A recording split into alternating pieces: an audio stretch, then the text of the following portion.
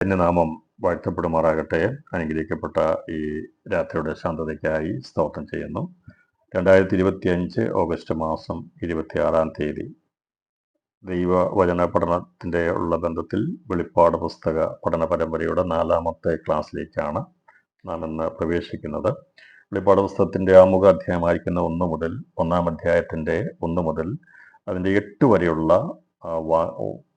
വാക്യങ്ങളെ വായിച്ച് ചിന്തിപ്പാൻ കർത്താവ് നമ്മെ സഹായിച്ചു. അതിൻ്റെ ദൈവിക തൃത്വത്തെക്കുറിച്ചും അൽഫയും ഒമേഗയുമാകുന്ന ദൈവത്വത്തിനെ കുറിച്ചും ഇരിക്കുന്നവനും ഇരുന്നവനും വരുന്നവനുമായ യേശു ക്രിസ്തുവിനെ കുറിച്ചും പരിശുദ്ധാത്മാവിനെ കുറിച്ചുമുള്ള കാര്യങ്ങളാണ് കഴിഞ്ഞ ദിവസം നമ്മൾ ചിന്തിപ്പാനായിട്ട് ഇടയാക്കുന്നത്. ഇന്ന് തുടർന്ന് നമ്മൾ ചിന്തിക്കുന്നത് 9ാമത്തെ വാക്യം വായിച്ച് ഈ പുസ്തകത്തിൻ്റെ രചനയുടെ പശ്ചാത്തലത്തെക്കുറിച്ചാണ് 9ാം വാക്യത്തിൽ രേഖപ്പെടുത്തിയിരിക്കുന്നത്. എൻ്റെ 1-ാം അധ്യായം 9ാം വാക്യം പ്രകാരം രേഖപ്പെടുത്തിയിരിക്കുന്നത് ഇപ്രകാരമാണ്: നിങ്ങളുടെ സഹോദരനും യേശുവിൻ്റെ കഷ്ടതയിലും രാജ്യത്തിലും സഹിഷ്ണുതയിലും കൂട്ടാളിയുമായ യോഹന്നാൻ എന്ന ഞാൻ ദൈവവചനവും യേശുവിൻ്റെ സാക്ഷ്യവും നിമിത്തം പത്മോസ് എന്ന ദ്വീപിൽ ആയിരുന്നു.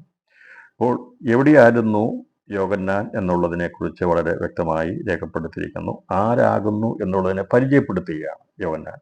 നമുക്കറിയാം, നമ്മൾ പരിചയപ്പെടുത്തുമ്പോൾ നമ്മൾ എവിടുന്ന് വരുന്നു, നമ്മുടെ പേര് പറയും, നമ്മുടെ ജോലി പറയും, നാട് പറയും, നമ്മൾ വീട്ടുകാരെക്കുറിച്ചൊക്കെ പറയും. പക്ഷെ എന്നാൽ ഇവിടെ പരിചയപ്പെടുത്തിയിരിക്കുന്നത് യോഹന്നാൻ ദൈവസഭയ്ക്ക് പരിചയപ്പെടുത്തുകയാണ്. ആഗോള ദൈവസഭയ്ക്ക് ഗ്രന്ഥകർത്താവായിരിക്കുന്ന ഈ ഗ്രന്ഥകാരനായിരിക്കുന്ന യോഹന്നാൻ അപ്പോസ്തലൻ പരിചയപ്പെടുത്തുന്നത് നിങ്ങളുടെ സഹോദരനും എന്ന് പറയുന്ന അർത്ഥം ക്രിസ്തുയേശുവിൻ്റെ രക്തത്താൽ വീണ്ടെടുക്കപ്പെട്ട ദൈവസഭയുടെ സഹോദരനാണ് താനെന്നും യേശുവിൻ്റെ കഷ്ടത 1-ാം നൂറ്റാണ്ടിലെ ദൈവസഭ അനുഭവിച്ചതായ കഷ്ടതയുടെ നേർരേഖയാണ് ഈ 9ാം വാക്യത്തിൽ ഒറ്റ വാക്യത്തിൽ താൻ രേഖപ്പെടുത്തിയിരിക്കുന്നത്. വലിയ വലിച്ചുള്ള പ്രസ്താവന നടത്തിയിട്ടില്ല.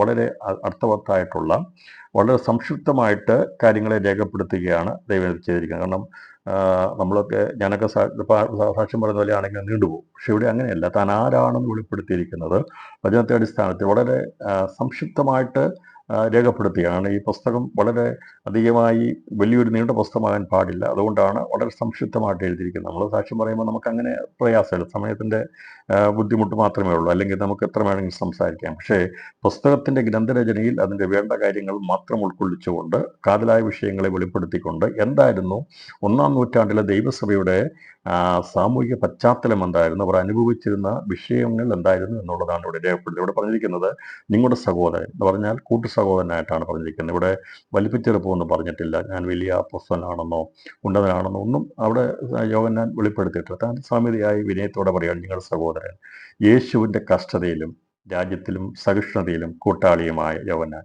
അപ്പോൾ അവൻ പറയുകയാണ് നിങ്ങളുടെ സഹോദരൻ, നമ്മൾ കൂട്ടാളികളാണ്. എന്തിനൊക്കെയാണ് കൂട്ടാളികൾ? യേശുവിൻ്റെ കഷ്ടതയിൽ, സുവിശേഷ നിമിത്തം ദൈവസഭയുടെ ബന്ധത്തിൽ കഷ്ടതയുണ്ടാകും. 1-ാം നൂറ്റാണ്ടിൽ കഷ്ടതയുണ്ടായിരുന്നു. അത് കഷ്ടതകൾ എല്ലാ നൂറ്റാണ്ടിലെ സഭകൾക്കുമുണ്ട്. അതുകൊണ്ട് നമ്മൾ കഷ്ടത എന്ന് കേൾക്കുമ്പോൾ എന്തെങ്കിലുമൊക്കെ പ്രശ്നം വരുമ്പോഴത്തേന് വളരെ സംഘടിതമായിട്ടുള്ള പ്രശ്നങ്ങളൊന്നും ഉണ്ടാകാതെ ദൈവസന്നിധി നമ്മളത് അംഗീകരിച്ചു കൊടുക്കുക. കഷ്ടം സഹിക്കാതെ കൂടെ വാഴാൻ കഴിയത്തില്ല. ദൈവം അനുവദിച്ചുകൊണ്ട് വരുന്ന കഷ്ടങ്ങളാട്ടെ, അത് വരട്ടെ. അതിന് നമ്മളതേക്കുറിച്ച് ഓർത്ത് വല്ലാതെ ഭാരപ്പെടേണ്ട ആവശ്യമില്ല. ഇന്ന് സ്വസ്ഥതയുണ്ട്, സമാധാനമുണ്ട്, ആരാധിക്കാൻ സ്വാതന്ത്ര്യമുണ്ടെങ്കിൽ സന്തോഷമായിട്ടിരിക്കുക. നാളെ എന്നുള്ള ദൈവത്തിൻ്റെ കയ്യിൽ. അതുകൊണ്ട് നാളത്തെക്കുറിച്ച് ഭാരപ്പെടേണ്ട ആവശ്യം. ഇന്ന് പ്രശ്നങ്ങൾ ബുദ്ധിമുട്ടുണ്ടാകുമ്പോൾ നമ്മൾ അവർക്ക് വേണ്ടി പ്രാർത്ഥിക്കുക. സ്വസ്ഥതയുള്ളവർ പ്രാർത്ഥിക്കുക. കഷ്ടത അനുഭവിക്കുന്നവർക്ക് വേണ്ടി നമ്മളവരെ കൈത്താങ്ങൾ കൊടുത്ത് പ്രാർത്ഥിക്കേണ്ട ആവശ്യമുണ്ട്. ഇതെല്ലാം നൂറ്റാണ്ടിലും ഉണ്ടായിട്ടുള്ളതാണ് കഷ്ടത എന്നുള്ളത്. അത് കർത്താവിൻ്റെ രാജ്യം, ദൈവരാജ്യത്തെക്കുറിച്ച് നമ്മൾ സംസാരിച്ചിരുന്നു. അപ്പോൾ യേശു ക്രിസ്തുവിൻ്റെ രാജ്യത്തിനോടുള്ള ബന്ധത്തിൽ സുവിശേഷ നിമിത്തമായ കഷ്ടത ഉണ്ടാകും.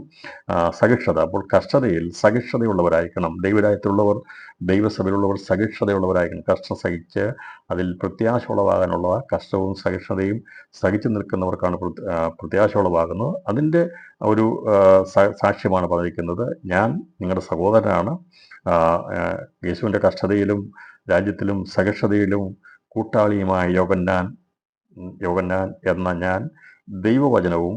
അപ്പോൾ ഇങ്ങനെ പറഞ്ഞിട്ട് നമ്മൾ ആരാകുന്നു എന്ന് വെളിപ്പെടുത്തിയിട്ട് ഇപ്പോൾ താൻ എവിടെയായിരിക്കുന്നു എന്നാണ് പറഞ്ഞിരിക്കുന്നത്. പറയുകയാണ് ഞാൻ നിങ്ങളോട് കൂടെ നടന്നവനാ, കൂട്ടാളിയായിരുന്നു, നമ്മൾ ഒരുമിച്ച് ആരാധിച്ചതാ, സഹിഷ്ണുത. എന്നാൽ ഇപ്പോൾ ഞാൻ ഒറ്റപ്പെട്ടവനായി ഏകനായിട്ട് പത്മോസ് എന്ന ദ്വീപിൽ ആയിരിക്കുന്നു. അപ്പോൾ സഭയ്ക്ക് വെളിപ്പെടുത്തുക താൻ എവിടെയായിരിക്കുന്നു എന്നുള്ളത് വളരെ വ്യക്തമായും പത്മോസിലേക്കുള്ള യോഹന്നാൻ അവിടുന്ന് താൻ ഗ്രന്ഥത്തിൻ്റെ രചന നടത്തപ്പെടാൻ എവിടെയായിരിക്കുന്നു എന്നുള്ളതിൻ്റെ ആമുഖ വാക്യത്തിൽ പ്രസ്താവിക്കുക. ഞാനിപ്പോൾ പത്മോസിലാണ്.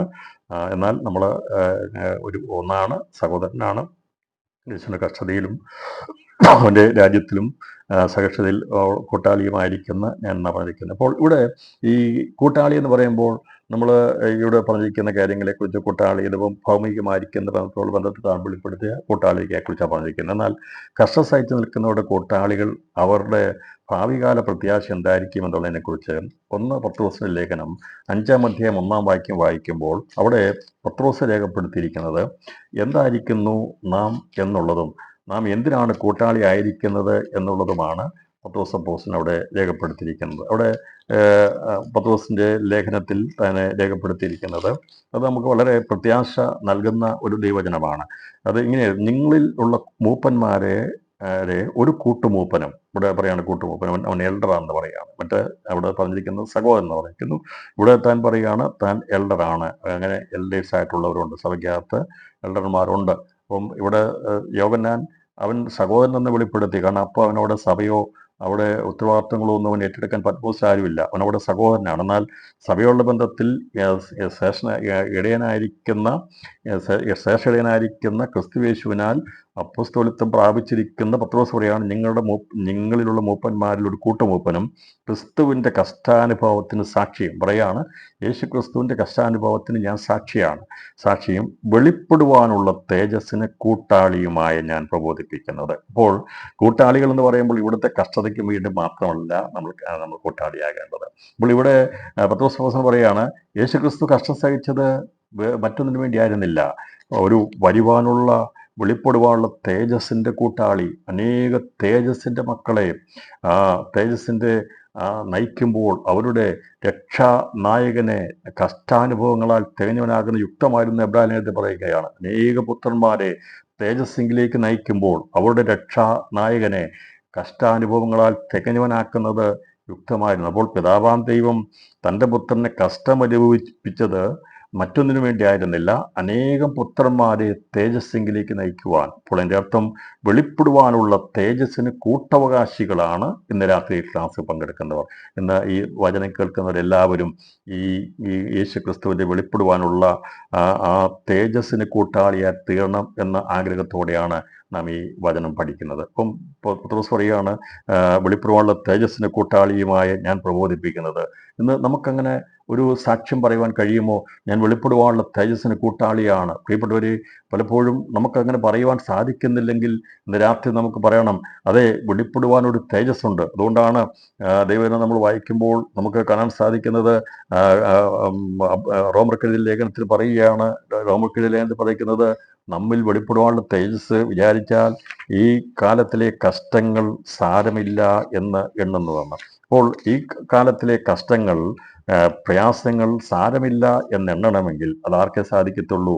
അത് സാധിക്കുന്നത് ഈ കാലത്തിലെ കഷ്ടം നമ്മിൽ വെളിപ്പെടുവാനുള്ള തേജസ് നാം കുറിച്ച് ചിന്തിക്കണം, അതിന് കൂട്ടാളികളായി തീരുവാൻ വേണ്ടി. അപ്പം യേശുക്രിസ്തുവിനെ പിതാവാം ദൈവം കഷ്ടാനുഭവങ്ങളിൽ തികഞ്ഞവനാക്കിയത് അനേക പുത്രന്മാരെ തേജസ്സിലേക്ക് നയിക്കുവാൻ വേണ്ടിയാണെങ്കിൽ ഇവിടെ യോഹന്നാൻ അപ്പോസ്തലൻ പത്മോസിൽ പറയുകയാണ്, അപ്പോൾ യേശുവിൻ്റെ കഷ്ടതയിലും ഇപ്പം അത് നമുക്കും ഉണ്ട്. ക്രിസ്തു കഷ്ടം സഹിച്ചത് നമ്മെ തേജസ്സിൻ്റെ മക്കളാക്കി തീർക്കുവാൻ വേണ്ടിയായിരുന്നു. അപ്പോൾ ആ ഭാവിയിൽ നമ്മിൽ വെളിപ്പെടുവാനുള്ള തേജസ് വിചാരിച്ചതുകൊണ്ട് ദൈവത്തിൻ്റെ ദാസന്മാർ ആദ്യ നൂറ്റാണ്ടുള്ളവർ സന്തോഷമുള്ളവരായിരുന്നു. ഇന്ന് രാത്രിയിൽ ആരെങ്കിലും വിശ്വാസം വന്നതിൻ്റെ പേരിൽ സന്തോഷം ഇല്ലാത്തവരാണെങ്കിൽ, രക്ഷയോട് സന്തോഷമില്ലാത്തവരാണെങ്കിൽ അതിൻ്റെ കാരണം നമ്മുടെ ദൃഷ്ടി ഹ്രസ്വദൃഷ്ടിയായി മാറി ഇവിടുത്തെ ഭൗമിക വിഷയത്തോടുള്ള ബന്ധത്തിൽ മാത്രം നമ്മുടെ ചിന്തകൾ വരുന്നത് കൊണ്ടാണ് നമുക്ക് അങ്ങനെ ഒരു രീതി വന്നിരിക്കുന്നത്. എന്നാൽ ദീർഘദൃഷ്ടിയുള്ളവർക്ക് മാത്രമേ വരുവാനുള്ള കാലത്തെക്കുറിച്ചുള്ള ഭാവിയിൽ നമ്മൾ വെളിപ്പെടുവാനുള്ള തേജസ്സിൻ്റെ ആ കാര്യത്തെക്കുറിച്ച് ഓർക്കുമ്പോൾ ഇവിടുത്തെ താൽക്കാലിക ലോകത്തിൻ്റെ കഷ്ടങ്ങളും നഷ്ടങ്ങളും പ്രയാസങ്ങളും ഒന്നും സാരമില്ല എന്നെണ്ണുവാൻ കഴിയും. അതുകൊണ്ടാണ് പൗലോസ് അപ്പോസ്തലൻ പറയുന്നത് നമ്മിൽ വെളിപ്പെടുവാനുള്ള തേജസ് വിചാരിച്ചാൽ ഈ കാലത്തിലെ കഷ്ടങ്ങൾ സാരമില്ല എന്ന് എണ്ണുന്നു. ഈ കാലത്തിലെ കഷ്ടങ്ങൾ നാം വിചാരിച്ചാൽ നമ്മിൽ വെളിപ്പെടുവാനുള്ള തേജസ് വിചാരിച്ചാൽ കഷ്ടങ്ങൾ സാരമില്ല. റോമർക്കെഴുതിയ 8-ാം അധ്യായം അതിൻ്റെ 18-ാം വാക്യത്തിൽ നമ്മൾ വെളിപ്പെടുവാനുള്ള തേജസ് വിചാരിച്ചാൽ ഈ കാലത്തിലെ കഷ്ടങ്ങൾ സാരമില്ല എന്നുള്ളത്. പ്രിയപ്പെട്ടവരെ, വെളിപ്പാട് പുസ്തകം പഠിക്കുമ്പോൾ നാം മനസ്സിലാക്കിയെടുക്കേണ്ടത്, നാം ദിവസം കഷ്ടം സഹിക്കേണ്ടി വന്നാൽ, ക്രിസ്ത്യാനിയായിട്ട് കഷ്ടം സഹിക്കേണ്ടി വന്നാൽ അതിൽ നാം അഭിമാനിക്കണം. അതിൽ നാം ഒരിക്കലും ഭാരപ്പെട്ടു പോകരുത്. നമ്മെ എതിർക്കാം, തള്ളിക്കളയാം, ശത്രു നമ്മളെ ഞെരുക്കാം, വിവിധ വിഷയം കിടാം. എന്നാൽ അതിനകത്തൊന്നും എന്തുകൊണ്ടെന്നുള്ള ചോദ്യം ചോദിക്കാതെ നമ്മിൽ വെളിപ്പെടുവാനുള്ള തേജസ്സിന്റെ പ്രത്യക്ഷതയ്ക്കായിട്ട് കാത്തിരിക്കണമെന്ന് ഇന്ന് രാത്രിയിൽ ദൈവാത്മാവ് ഞാൻ ഓർപ്പിക്കുന്നു. എന്നാണ് നമ്മൾ തേജസ് വെളിപ്പെടുന്നത്? ഈ മർത്യമായ ശരീരം, നമ്മൾ ഇന്നലെ കേട്ടതുപോലെ യേശുക്രിസ്തു സഭയ്ക്ക് രക്ഷിതാവായി വരുമ്പോൾ നമ്മുടെ മർത്യമായ ശരീരം അമർത്യം ധരിക്കുകയും നാം തേജസ്സില്ലാത്ത നമ്മൾ തേജസ്സുള്ളവരായി ക്രിസ്തുവിന്റെ സദൃശന്മാരായി എടുക്കപ്പെടുന്നതിനെ കുറിച്ചാണ് വെളിപ്പെടുവാനുള്ള തേജസ് എന്ന് പറയുന്നത്. നമ്മൾ വെളിപ്പെടുവാനുള്ള തേജസ് വിചാരിക്കണം. അത് വിചാരിച്ചാൽ ഈ കാലത്തിലെ കഷ്ടങ്ങൾ സാരമില്ല എന്ന് എണ്ണുവാൻ കഴിയും. അപ്പോൾ ഇതാണ് ഈ യോഹന്നാൻ അപ്പോസ്തലൻ അതിൻ്റെ ആമുഖ അധ്യായത്തിൽ പശ്ചാത്തലം എഴുതുമ്പോൾ നമ്മൾ കൂട്ടാളിയാണ് എന്ന് പറയുകയാണ്. സയൻസിലും കൂട്ടാളിയാണ്. അപ്പം അതിൻ്റെ കൂട്ടാളികൾ ഏതെല്ലാം കൂട്ടാളിയാണെന്ന് ഇവിടെ തുടർന്നുള്ള ഭാഗങ്ങൾ രേഖപ്പെടുത്തുമെന്നാൽ കൂട്ടുമൂപ്പന്മാരിൽ ഒരുവനായിരിക്കുന്ന പത്രോസ് അപ്പോസ്തലൻ രേഖപ്പെടുത്തി, ഞാൻ യേശുക്രിസ്തുവിൻ്റെ കഷ്ടാനുഭവത്തിന് സാക്ഷിയും വെളിപ്പെടുവാനുള്ള തേജസ്സിന് കൂട്ടാളിയുമാണ്. അപ്പം നമ്മെ ദൈവസഭയുടെ എല്ലാ പ്രിയപ്പെട്ടവരെയും കുറിച്ച് ഈ ഒരു ആത്മീയ ഉന്നതിയിലേക്ക് എത്തുവാൻ ഇടയാത്തണം. അതല്ല എങ്കിൽ ഈ കാലത്തിലെ കാര്യങ്ങൾ മാത്രം ചിന്തിച്ചുകൊണ്ടാണ് പറയുന്നത്, നാം ഈ കാലത്തിലെ കാര്യങ്ങൾ മാത്രമാണ് ചിന്തിക്കുന്നെങ്കിൽ, ഭൂമിയിലെ കാര്യങ്ങളെക്കുറിച്ച് മാത്രമാണ് ചിന്തിക്കുന്നെങ്കിൽ നമ്മൾ സകല മനുഷ്യരെക്കാളും മനുഷ്യന്മാരാകുന്നു എന്നുള്ളത് പറഞ്ഞിരിക്കുന്നത്. അതുകൊണ്ട് വിശ്വാസം എന്നവരുടെ പ്രത്യാശ ഭാവി പ്രത്യാശയാകണം. നമ്മുടെ ജീവന് ഭക്തിക്കും ആവശ്യമായതൊക്കെ ദൈവം നൽകും എന്നുവരെയും ഒരു കുഴപ്പം വരുത്താതെ നമ്മെ നടത്തിയ കർത്താവ് തുടർന്നും നമ്മളെ നടത്താൻ വിശ്വസ്തനാണ്. അതുകൊണ്ട് കഷ്ടങ്ങളിൽ നാം സഹിഷ്ണുതയുള്ളവരായി വെളിപ്പെടുവാനുള്ള തേജസ്സിൻ്റെ പ്രത്യാശയ്ക്ക് വേണ്ടി കാത്തിരിക്കണം എന്നുള്ളത് ഇവിടെ ഈ വചനത്തിലൂടെ നമുക്ക് അപ്പോസ്തലനായ പൗലോസും അപ്പോസ്തലനായ യോഹന്നാനും അപ്പോസ്തലനായ പൗലോസും അപ്പോസ്തലനായ പത്രോസും ഒക്കെ വെളിപ്പെടുത്തിയിരിക്കുന്നത് ഇത് തന്നെയാണ്. അപ്പോൾ അതുകൊണ്ട് ഈ ദിവസങ്ങളിൽ നമ്മളും വെളിപ്പെടുത്തേണ്ടത് ഈ കാര്യങ്ങളെക്കുറിച്ചാണ് സഭയെ പഠിപ്പിക്കേണ്ടത്. നമ്മുടെ ഇവിടെയുള്ള വിഷയങ്ങളെക്കുറിച്ച് ഓർത്ത് നാം ഭാരപ്പെട്ട് ഞെരുങ്ങിപ്പോവുകയല്ല ചെയ്യേണ്ടത്. വരുവാനുള്ള പ്രത്യാശയിലേക്ക് നമ്മളെ നയിക്കണം. പൗലോസ് അത് രേഖപ്പെടുത്തി നമ്മിൽ വെളിപ്പെടുവാൻ. ഞാൻ പറഞ്ഞതിൻ്റെ ദീർഘമായ വിഷയം ചെയ്യാൻ പോകുന്നില്ല. അപ്പോൾ അവരത് വെളിപ്പെടുത്തി, പത്രോസ് വെളിപ്പെടുത്തി, യോഹന്നാൻ അത് വെളിപ്പെടുത്തി. അപ്പോൾ ഈ വെളിപ്പാട് പുസ്തകം രേഖപ്പെടുത്തിയിരിക്കുക പറയുകയാണ്, നമ്മൾ ആരായിരിക്കണം? കൂട്ടാളിയായിരിക്കണം. അതുകൊണ്ട് ഞാൻ നിങ്ങളുടെ കൂട്ടാളിയാണ്. ഇവിടുത്തെ ഭൗതിക വിഷയത്തെ കക്ഷതയിൽ മാത്രമല്ല, പത്രോസിൻ്റെ ലേഖനം കൂടി നാം പഠിക്കുമ്പോൾ നമുക്ക് കാണാൻ സാധിക്കുന്നത് നാം വെളിപ്പെടുവാനുള്ള തേജസ്സിന് കൂട്ടാളിയാണ്. പൗലോസ് അപ്പോസ്തലൻ പറഞ്ഞു, ഈ നമ്മിൽ വെളിപ്പെടുവാനുള്ള തേജസ് വിചാരിച്ചാൽ ഈ കാലത്തിലെ കഷ്ടങ്ങൾ സാരമില്ല. ഇന്ന് രാത്രി ഈ സന്ദേശം കേൾക്കുന്നവരോട് ആത്മാവ് പ്രബോധിപ്പിക്കുന്നത്, നമ്മിൽ വെളിപ്പെടുവാനുള്ള തേജസ് വിചാരിച്ചാൽ ഈ കാലത്തിലെ കഷ്ടങ്ങൾ സാരമില്ല. നമ്മുടെ ദിവസങ്ങൾ ഇവിടെ എണ്ണപ്പെട്ട ദിവസങ്ങൾ മാത്രമേ ഉള്ളൂ. കഷ്ടം സഹിച്ച ദിവസങ്ങൾ കർത്താവിൻ്റെ വരവിന് വേണ്ടി ഒരുക്കപ്പെടുവാൻ, നമ്മൾ വെളിപ്പെടുവാനുള്ള അനാദിയായിട്ടുള്ള കാലങ്ങൾക്കതീതമായിട്ടുള്ള നിത്യതയിൽ ആ ദൈവത്തിൻ്റെ തേജസ്സിൽ വാഴുവാനുള്ള വലിയ പ്രത്യാശയിൽ ആയിത്തീരണം. അതിനു വേണ്ടിയാണ് വെളിപ്പാട് പുസ്തകത്തെ കുറിച്ച് നാം ചിന്തിച്ചുകൊണ്ടിരിക്കുന്നത്. അതല്ലാതെ സുവിശേഷം ഇപ്പോൾ ഈ ദിവസങ്ങളിൽ ഒരു വർത്തമാന കാലഘട്ടത്തിലെ സുവിശേഷങ്ങളൊക്കെ അനുഗ്രഹത്തിൻ്റെ കവിഞ്ഞൊഴുക്കെന്നൊക്കെ പറഞ്ഞ് ഭൗതിക നന്മയുടെ കാര്യങ്ങൾ പറഞ്ഞു പോകുമ്പോൾ അതിലേക്കല്ല നമ്മൾ ശ്രദ്ധിക്കേണ്ടത്. പ്രിയപ്പെട്ടവരെ, ഭൗതിക നന്മകൾ ലഭിക്കാൻ പല മാധ്യമങ്ങളുണ്ട്, പല വഴികളുണ്ട്. എന്നാൽ സ്വർഗീയാനുഗ്രഹങ്ങൾ, സ്വർഗത്തിലെ ആത്മീയാനുഗ്രഹങ്ങൾ പ്രാപിക്കുന്നതാണ് സുവിശേഷം മുഖാന്തരമായിട്ടുള്ളത്. നമ്മുടെ പ്രിയോറിറ്റി, നമ്മുടെ പ്രാധാന്യത എല്ലായ്പ്പോഴും സ്വർഗീയ അനുഗ്രഹം പ്രാപിക്കാൻ വേണ്ടിയാണ്. അതോടൊപ്പം നമ്മുടെ ആവശ്യമായതൊക്കെ ദൈവം നൽകുമെന്നും ഇത്തരണത്തിൽ ഞാൻ ആത്മാവിൽ ഓർപ്പിക്കുകയാണ്. ഇവിടെ യോഹന്നാൻ പറഞ്ഞ കാര്യത്തിൽ പറയുകയാണ്, ദൈവവചനവും യേശുവിൻ്റെ സാക്ഷ്യവും നിമിത്തം. ഇപ്പോൾ ദൈവവചനം എന്ന് പറയുമ്പോൾ ക്രിസ്തു മുഖാന്തരം, ദൈവവചനം ക്രിസ്തുവാണ്, വചനം ദൈവമാണ്. ദൈവവചന നിമിത്തവും യേശുവിൻ്റെ സാക്ഷ്യം നിമിത്തം. യേശുവിൻ്റെ സാക്ഷ്യം എന്നുള്ളത് സുവിശേഷമാണ്. ക്രിസ്തുവിൻ്റെ സാക്ഷ്യം സുവിശേഷമാണ്. അത് ത്രികാല പ്രവചനമാണ്. യേശുവിൻ്റെ സുവിശേഷം അത് ത്രികാല പ്രവചനമാണ്. യേശു ക്രിസ്തു ലോകത്തിൽ വന്നു, അവൻ പാപത്തിന് പരിഹാരമായി തീർന്നു, അവൻ്റെ രക്തമുഖാന്തരം പാപത്തിന് പരിഹാരമായിട്ടുള്ളെന്നുള്ള വർത്തമാനകാല സുവിശേഷത്തെ ഇപ്പോൾ അംഗീകരിച്ചാൽ നമുക്ക് ന്യായവിധിയിൽ നിന്ന് ഒഴിവായി തീരുവാൻ കഴിയും. അത് നാം അംഗീകരിക്കുന്നില്ല എങ്കിൽ നിത്യന്യായവിധിയിലേക്ക് പോകേണ്ടി വരുമെന്നുള്ളത് നമുക്ക് സുവിശേഷം നമുക്ക് കാണാൻ സാധിക്കുന്നുണ്ട്. അപ്പോൾ സുവിശേഷം ഒരു പ്രവചനമാണ്. കഴിഞ്ഞ നാളുകളിലെ പാപം പരിഹരിക്കാതിരുന്ന ആ കാലഘട്ടത്തിൽ നിന്ന് മാറി ദൈവം നമ്മുടെ പാപങ്ങളെ പരിഹരിച്ചു. ദൈവം നമ്മളോട് കരുണ കാണിച്ചു. അവൻ ഇന്നും നമുക്ക് വേണ്ടി പ്രവർത്തിക്കുന്നു. അവനോടുള്ള ആ സുവിശേഷം നിമിത്തമായി നമുക്ക് വരുവാനുള്ള ന്യായവിധിയിൽ നിന്ന് ഒഴിവാക്കപ്പെടും എന്നുള്ളതും നമുക്ക് കാണുവാനായിട്ട് സാധിക്കുന്നുണ്ട്. അപ്പം ദൈവ നിമിത്തം യേശു സാക്ഷി നിമിത്തം പത്മോസ് എന്ന ദ്വീപിൽ ആയിരുന്നു.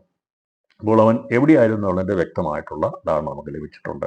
അപ്പം അങ്ങനെ ആ സാഹചര്യത്തിലായിരിക്കുമ്പോൾ അതിൻ്റെ 10ാമത്തെ വാക്യത്തിൽ പറഞ്ഞിരിക്കുന്നത് കർത്തൃ ദിവസത്തിൽ ഞാൻ ആത്മവിവശനായി.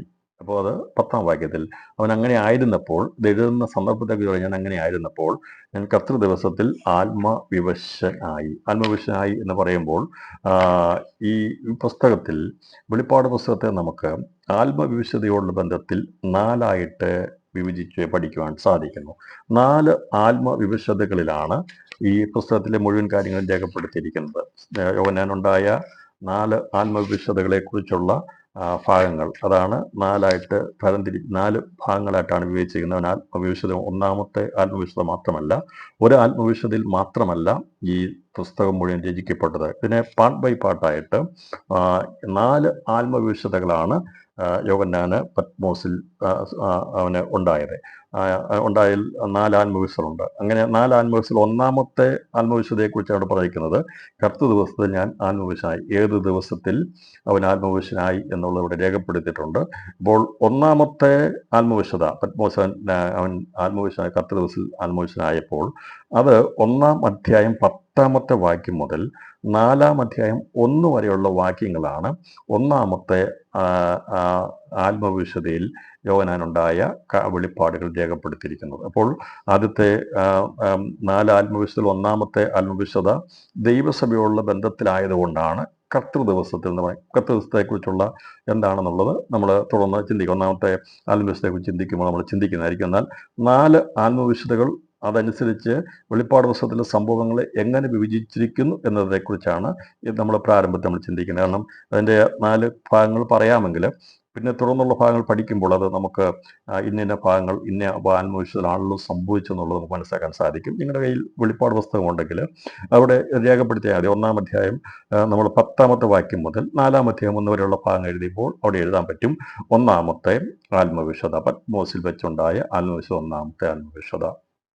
രണ്ടാമത്തെ, 3-ാമത്തെയും 4-ാമത്തെ ആത്മവിശുദ്ധ എന്നുള്ളത് സംഭവിക്കാനുള്ള കാര്യങ്ങളെക്കുറിച്ചുള്ള കാര്യങ്ങൾ വെളിപ്പെടുത്തുക. അപ്പോൾ 1-ാമത്തെ ആത്മവിശുദ്ധയിൽ സംഭവിച്ചതും സംഭവിച്ചുകൊണ്ടിരിക്കുന്നതിൻ്റെ അർത്ഥം സംഭവിച്ചു കഴിഞ്ഞത് ക്രിസ്തു യേശുവിൽ സംഭവിച്ചതും അതുപോലെ തന്നെ ദൈവസഭയോടുള്ള ബന്ധത്തിലുള്ള കാര്യങ്ങളാണ് 1-ാം അധ്യായം 10 മുതൽ 4 വരെയുള്ള ഭാഗങ്ങളിൽ രേഖപ്പെടുത്തിയിരിക്കുന്നത്. എന്നാൽ 4-ാം അധ്യായം 2 മുതൽ 17-ാം അധ്യായം 2 വരെ ഉള്ള ഭാഗങ്ങൾ രേഖപ്പെടുത്തിയിരിക്കുന്നത് സ്വർഗത്തിൻ്റെ വാതിൽ തുറക്കപ്പെട്ടപ്പോൾ ഉണ്ടായ 2-ാമത്തെ ആത്മവിശുദ്ധയാണ്. അപ്പോൾ വെളിപ്പാട് പുസ്തകം 4-ാം അധ്യായം 2 മുതൽ 17-ാം അധ്യായം 2 വരെയുള്ള ഭാഗങ്ങൾ നമ്മൾ വായിക്കുമ്പോൾ ഇത് പത്മോസിൽ അവന് കർത്തൃ ദിവസത്തിലുണ്ടായ ആത്മവിശുദ്ധയിൽ ഉണ്ടായ കാര്യങ്ങളല്ല, അത് ദൈവസഭയുള്ള ബന്ധത്തിൽ അത് പൂർത്തീകരിക്കപ്പെട്ടു.